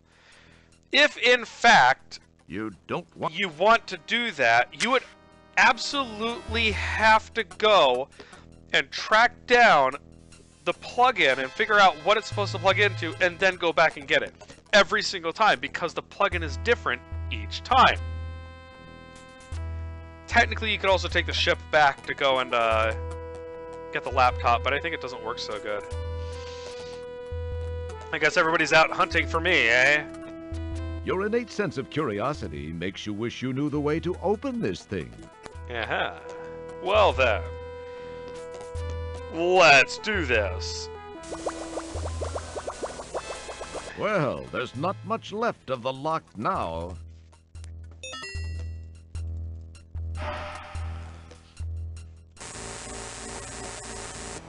Look at that smooth animation right there. Sound effect was pretty good too. I kind of like that. In case you're curious, yes, this does look very suspicious. And now I'm going to save. And this is a part that does take a little time, and it's because it takes, you have to figure out exactly, I'll show you. I'm probably going to, like, do this, and I'll be like, You slide the conveniently pre-moistened stogie between your lips, apply a lit match, and proceed to nearly hack up a lung. okay, so You these cast have to the turn. old stogie to the ground. So you have to turn these. I'm saving again right now so I don't have to do that. So that you can walk through them. The shape is not like what you would think. If you try to do this so that they are straight up and down, you'll still get hurt. But what you need to do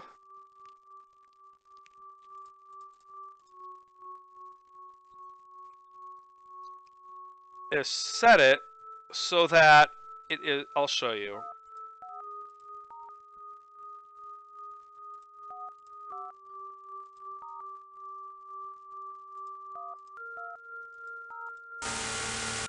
Okay, it's not that.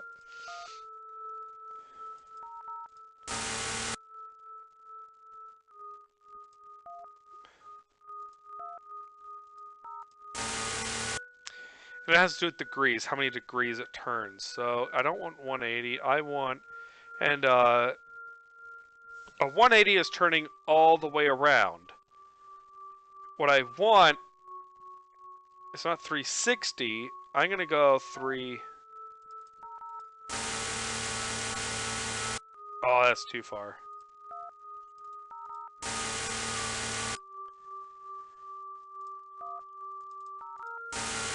That's way too far.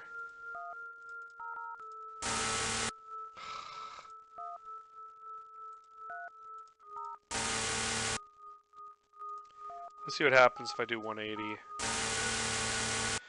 Oh, crap. This could take a while.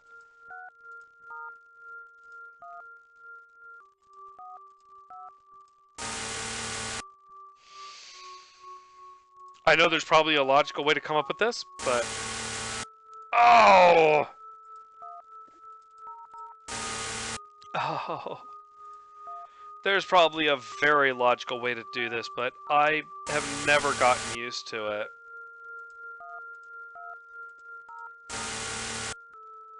Okay, so that's sideways.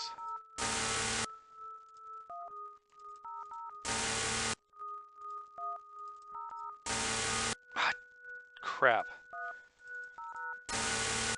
No!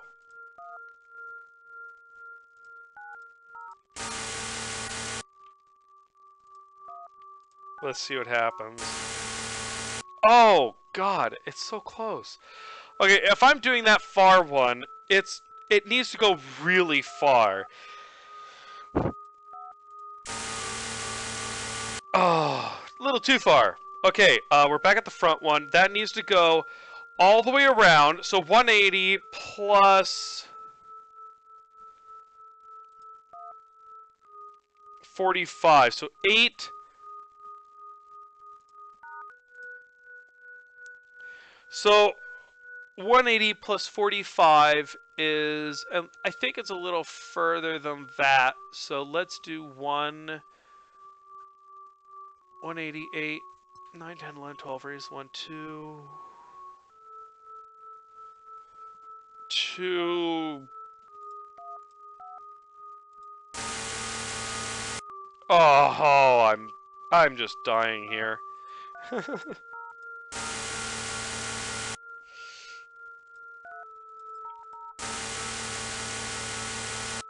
Oh, that's so close.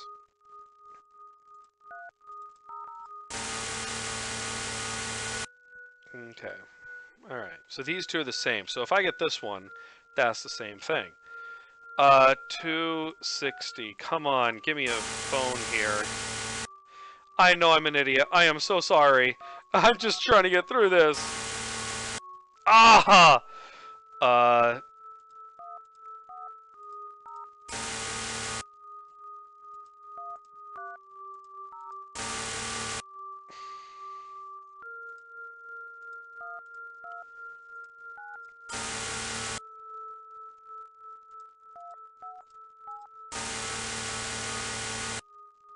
That one's about sideways, so if I could put in 45...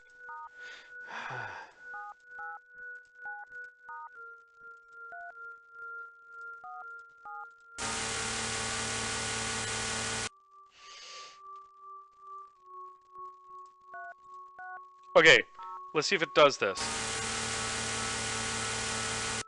Okay, so it is by degrees. 360 is all the way around. 180 would be reversed. So it is a matter of figuring out how many degrees you want it to turn. So this one right here, the one I'm doing right now, they're all the same. That's good.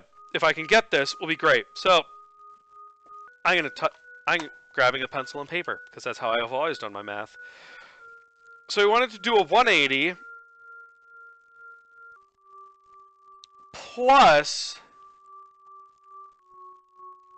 45 degrees. That is 8, 9, 10, 11. It should be 225.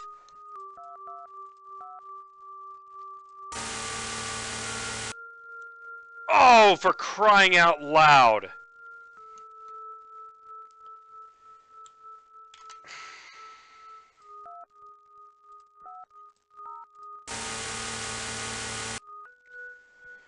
Okay, I have no idea. This is stupid.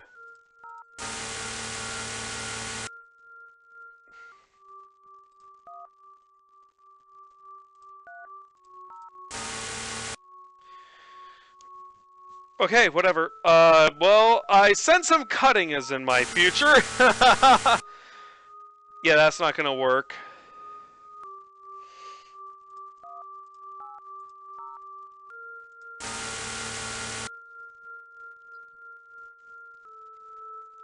$180 is halfway. Right?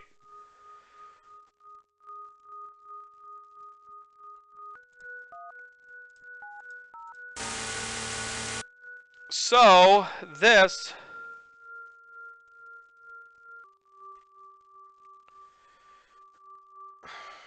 So if I did 360, it would bring this all the way around to here. 180 would bring it up to here.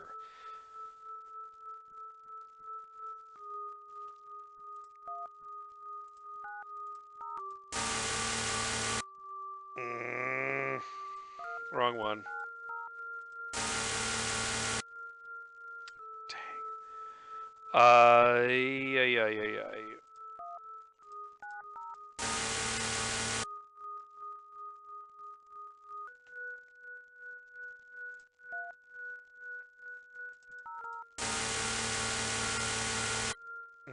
Nope. 180 plus. Let's just try 195. Oh, 192. Whatever. Okay, the middle one is correct. That's what you want.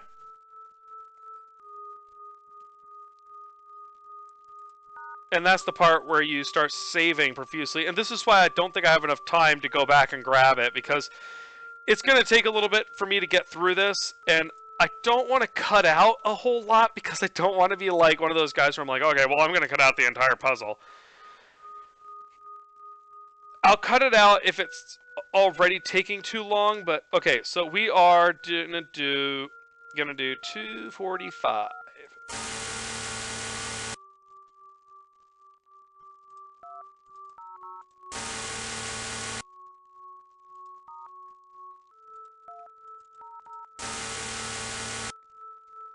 Okay, so this one right here, we are gonna do.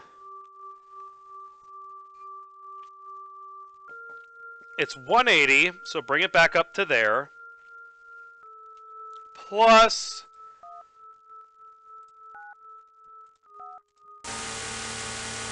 Oh, if I had just added a little bit more.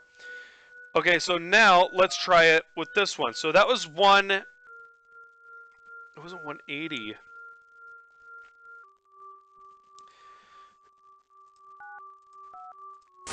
No! Okay, this is why you restore. I am not trying to figure all of them out all over again. So let's do this with this one. If I do 200,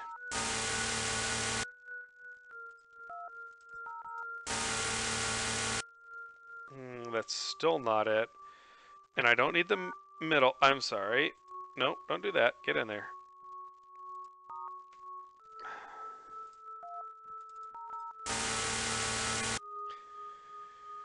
Okay.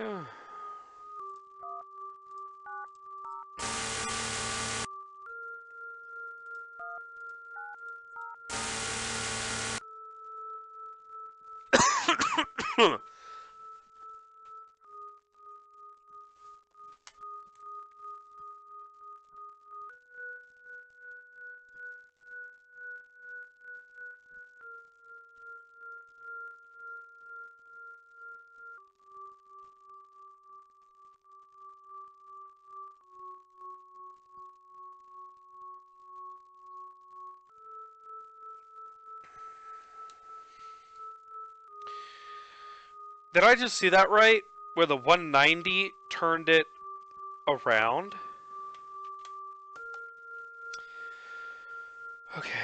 Okay. If I'm looking at this one, I'm thinking 190 is all the way around to here. So let's try 220.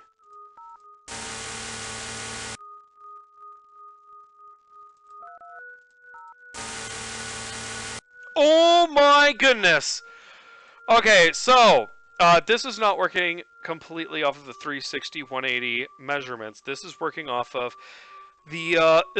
something slightly different. 360 is a lot, but 190 is a perfect 180. Which means that one, if I wanted to turn it around, it would be 190. So let's try 215. Not that one. I'm sorry. I screwed up. I'm restoring back. Okay, let's do this again. Okay. 2...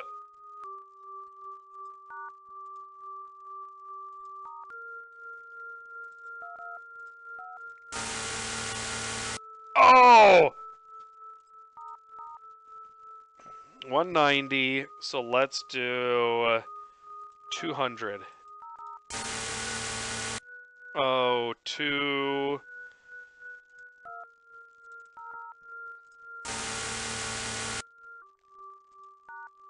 Oh, I'm so sorry. I keep having to do this. I said restore, guys. Come on. Give me my restore. Thank you. Okay. Yeah.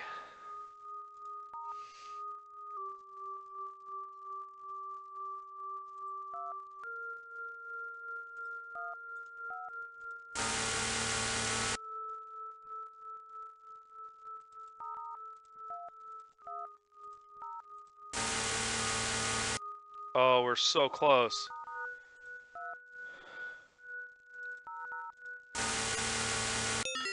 Oh!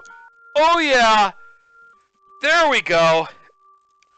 And that's probably the only puzzle in Space Quest that gives me that much trouble.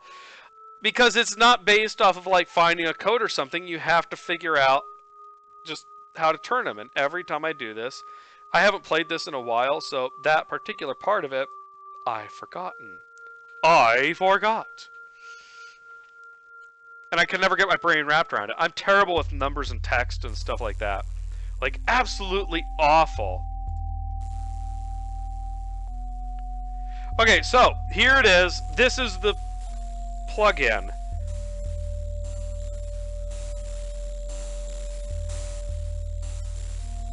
If I wanted to use this, I would go get that. The only thing it really gives you, though... You hear an electronic hum approaching from ahead of you.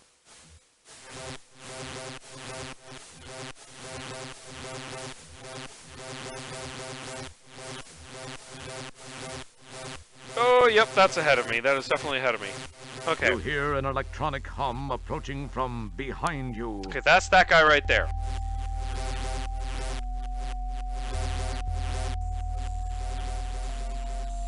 And there's two of these things. Basically what happens is... You hear an electronic hum approaching from your left. Oh.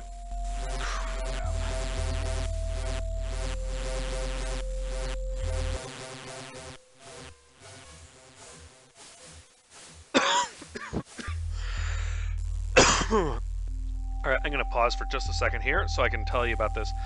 The only thing it really shows you when you use the Pocket Palette is it basically shows you the image of your son inside the beam. And Vohal says, you know, you have to save your son or something like that. Behold this poor defenseless soul, for he is your son. Yeah, that's basically all it really is.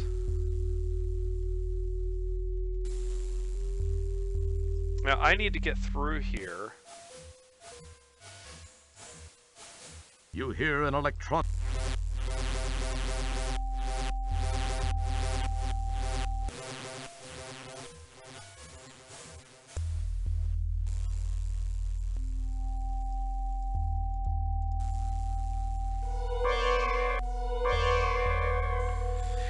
It also has an option where it shows you kind of what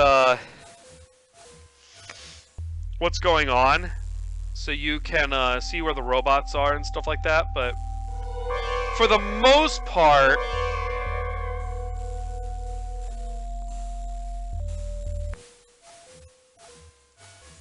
you hear an yes, I got it. Okay, so here is a little trick to this.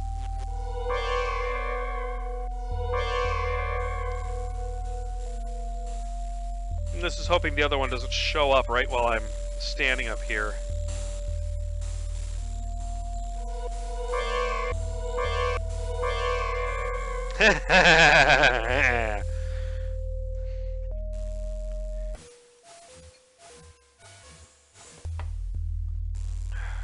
Okay. So both of them are on the top level. That should give me clear access to get to the other... to get to where I want to go, which is that tunnel you saw on the left side, this way.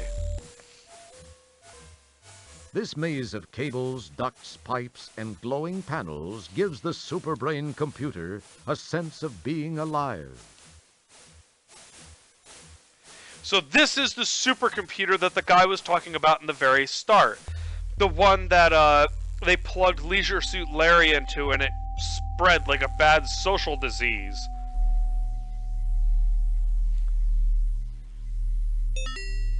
The heavy iron door looks impenetrable. It's either an electronic eye or a light bulb. You're not sure which. It's very pleasant looking. When I looked at these, I always thought it was like a seahorse or something. It actually looks... Here's the thing. It looks a lot like H.R. Geiger artwork, which is very cool for me. I always liked his artwork. Well, most of it. I like his architecture work, but some of it, you know, obviously just slightly disturbing, which is what it was supposed to be. So I guess you could say it's doing exactly what it was supposed to. But yes, but this is really good in adding a slight lightness to it. Oops, sorry. Adding a slight lightness to it in the game. All right. I got to figure out this one last code here, and thankfully there is an entire hint book.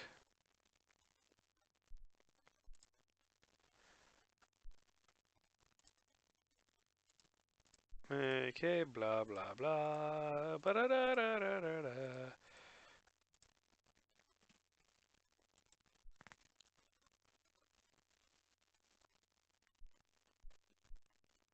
How do I get the door open? There it is. Okay. 6, 9, 6, 5, 8, 4, 7, 6, 6, 9. Okay.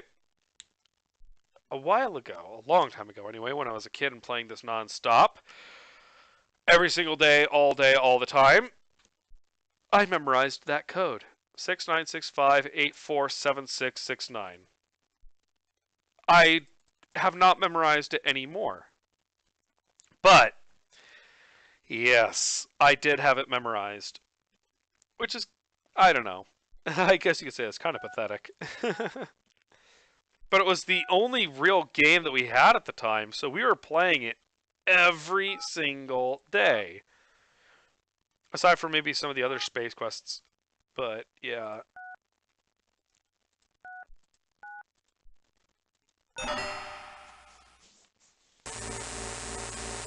Ooh, supercomputer access.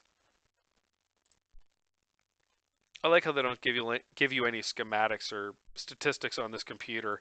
That way, if in the future you have a computer that's way more powerful than they ever had, it can still be impressive. Don't mess. Probably represents some tertiary function of the supercomputer brain. Certainly nothing important. This is your brain. Had this been a real brain, you would have known how to use it.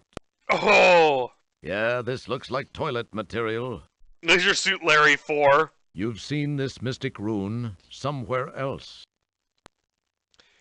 Looks rather like a security droid of some sort. So, get rid of the droids. Delete.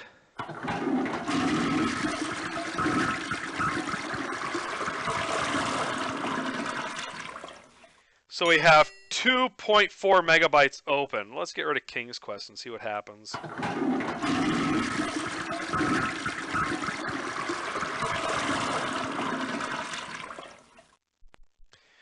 And now we have 841 gigabytes.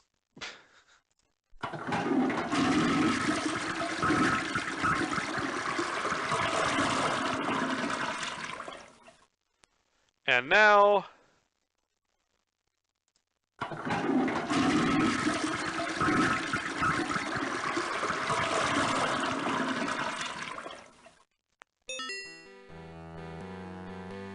So it's formatting my brain.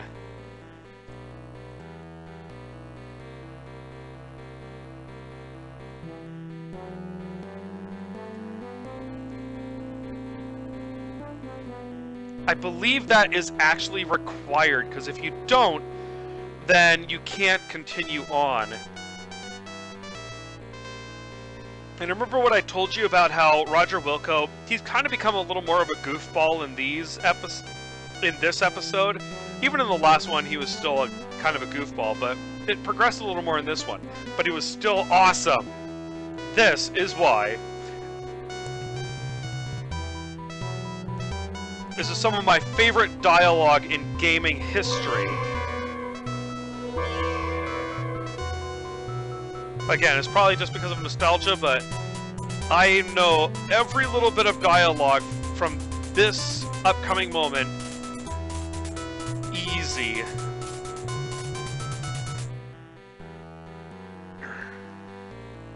just from heart.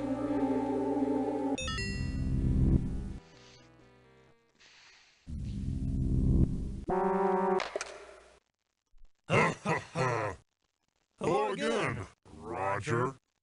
It's me, your old friend, Sludge Volhall. I've taken the liberty of borrowing your son's body. I had to remove him first to make room for my mental self. His is on this disc. Say, it's most enjoyable to be in a young, healthy body, even if it's from your bloodline. In fact, I like it so much, I think I'll keep it. I guess we'll have no use for this anymore.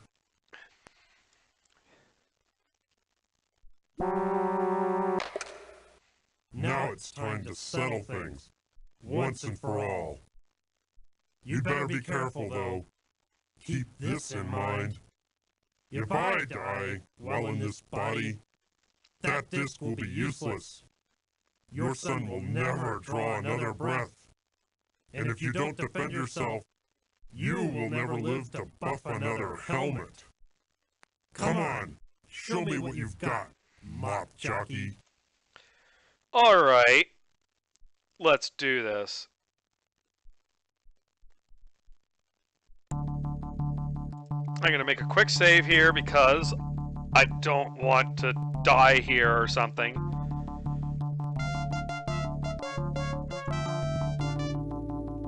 Again, another example of the beautiful soundtrack. Just, oh my goodness. And you can find all this music online, like it's easy to track down.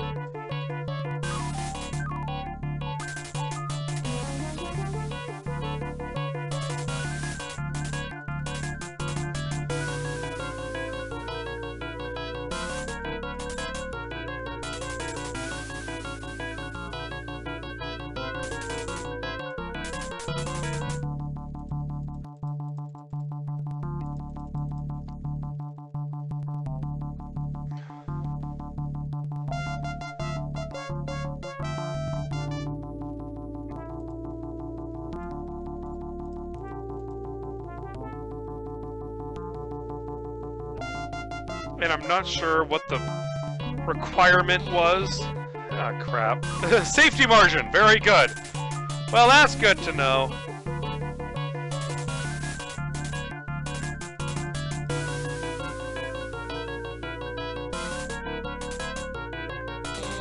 Here we go. Is that the best effort you can muster? All this space hero nonsense must be getting to you. You're getting old, Roger.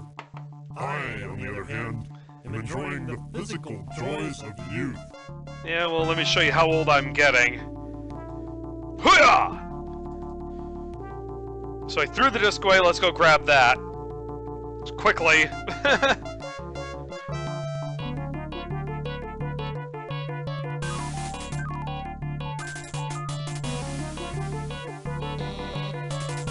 We're still doing pretty good on time, though.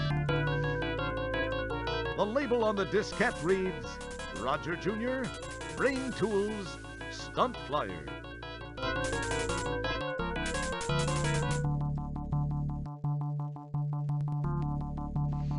And this is a lot easier if you know computer lingo a little bit. So what you basically want to do is when you deal with the brain in the computer, you don't want to accidentally delete the wrong one. Upload disk. Uh-oh, another crash. I am so sorry. Thank goodness I saved. Here we go again, back in, and hopefully we can get this done pretty quick, because I don't have too much time left. I know I have, like, a good long time to put up videos, but I'd rather not go over a certain time.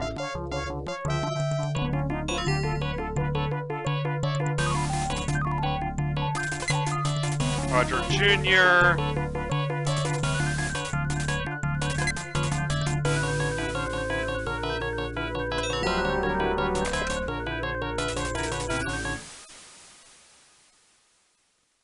Follow me. There are many things we need to talk about.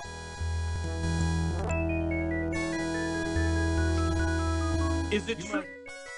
I'm so... You must be very confused. Yeah. Were Vohal's words true? Are you really my son? You do look a little like me, though not as good looking. What do you mean, not as good looking? I'm 10 times... Wait. What am I saying? This is no way to start. Yes, what Vohal said is true. I have many things to tell you, Dad. I should start at the beginning. I was born 19 years ago on Xenon. It's always been my home. The Xenon of today, at least up until recently, had made great strides in managing our planet's resources. That included water, minerals, even the talent of our population. We enjoyed peace for so many years, we took it for granted. The creation of the first super biomech computer was the biggest success story in our history. When the Vohal virus was introduced and began to control the computer, a state of total chaos was created. We were unprepared for what followed as Vohal turned our technology against us. The population was quickly decimated. Some of us stayed and tried to fight, some were captured, and some fled the planet. When it seemed there was no hope, we thought of one last, long-shot effort. That was to find the only person in history ever to defeat Vohal. We had to go back in time to find that person, you.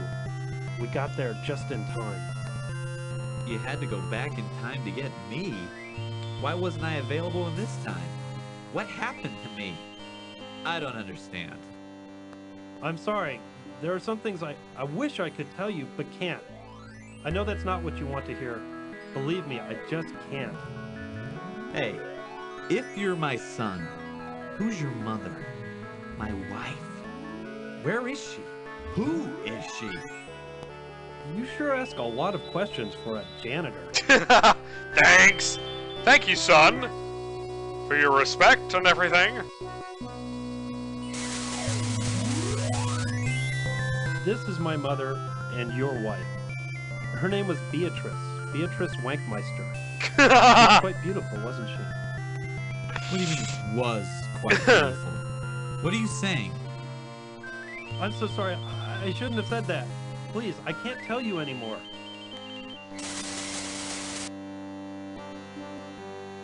I don't believe all this. I'm so confused. It doesn't matter now. I have to send you back where I found you so that history will properly reflect the events which brought us to this place in time. You won't remember much. This will seem like it was a weird, fuzzy dream. I must get back to the task of contacting all the surviving citizens of our planet. We have a huge task ahead of us. Rebuilding our city and our lives will not be easy, but we will do it. Once more, I have to ask you to enter the time rip. It will return you to Magnetheus in the Space Quest 4 era. Please, go now. It's time.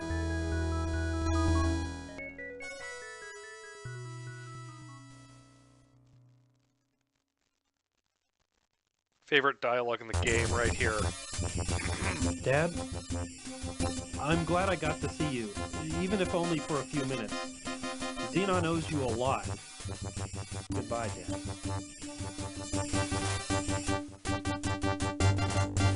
Into the sunset.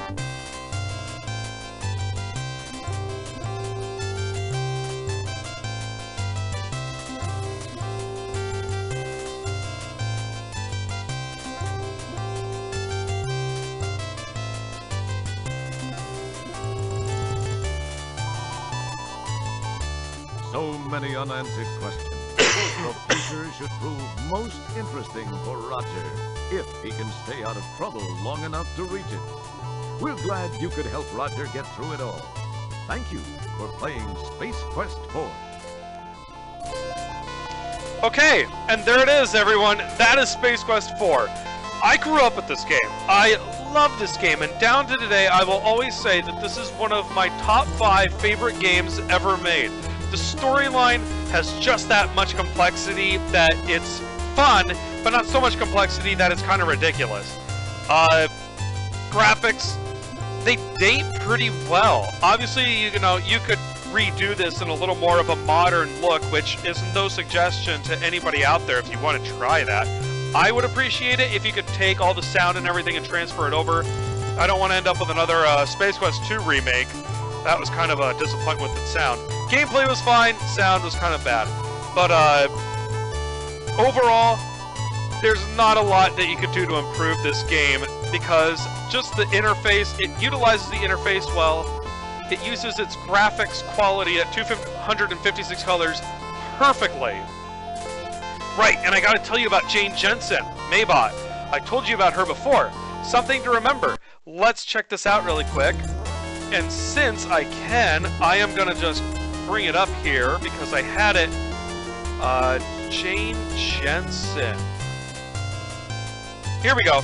Jane Jensen is actually a video game designer. She's done quite a bit. She did a lot for Sierra. She did the writing for Police Quest 3. She did the writing for Eco Quest: The Search for Cetus. The Dagger of Amon-Ra. She was a voice actor. She co-designed and co-wrote King's Quest 6. Gabriel Knight's Sins of the Father. She was a designer, director, and writer. I don't know if you've ever played that game. I'll check it out and see if, you know, it's something I want to put up on my channel.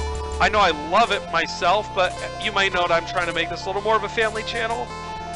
If I can, that will be going up there because that was a great game. But yeah, she did the designing, directing, and writing for that. She also did Gabriel Knight 3 and The Beast Within. Those two are kind of mediocre, but they weren't bad. Tons of other games. Just so much stuff. But again, the biggest ones are like Gabriel Knight, which is something that I didn't think of. But she just did that one little tiny part in Space Quest 4, and yeah, it's kind of impressive. But anyway, there it is, the Space Quest 4 game, and I want to try and figure out other things to say about it, but I can't come up with anything. I wish I could kind of express in words just how much I love this game.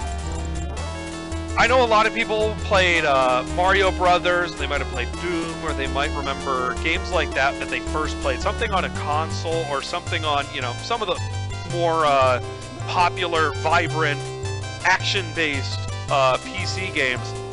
But this was mine.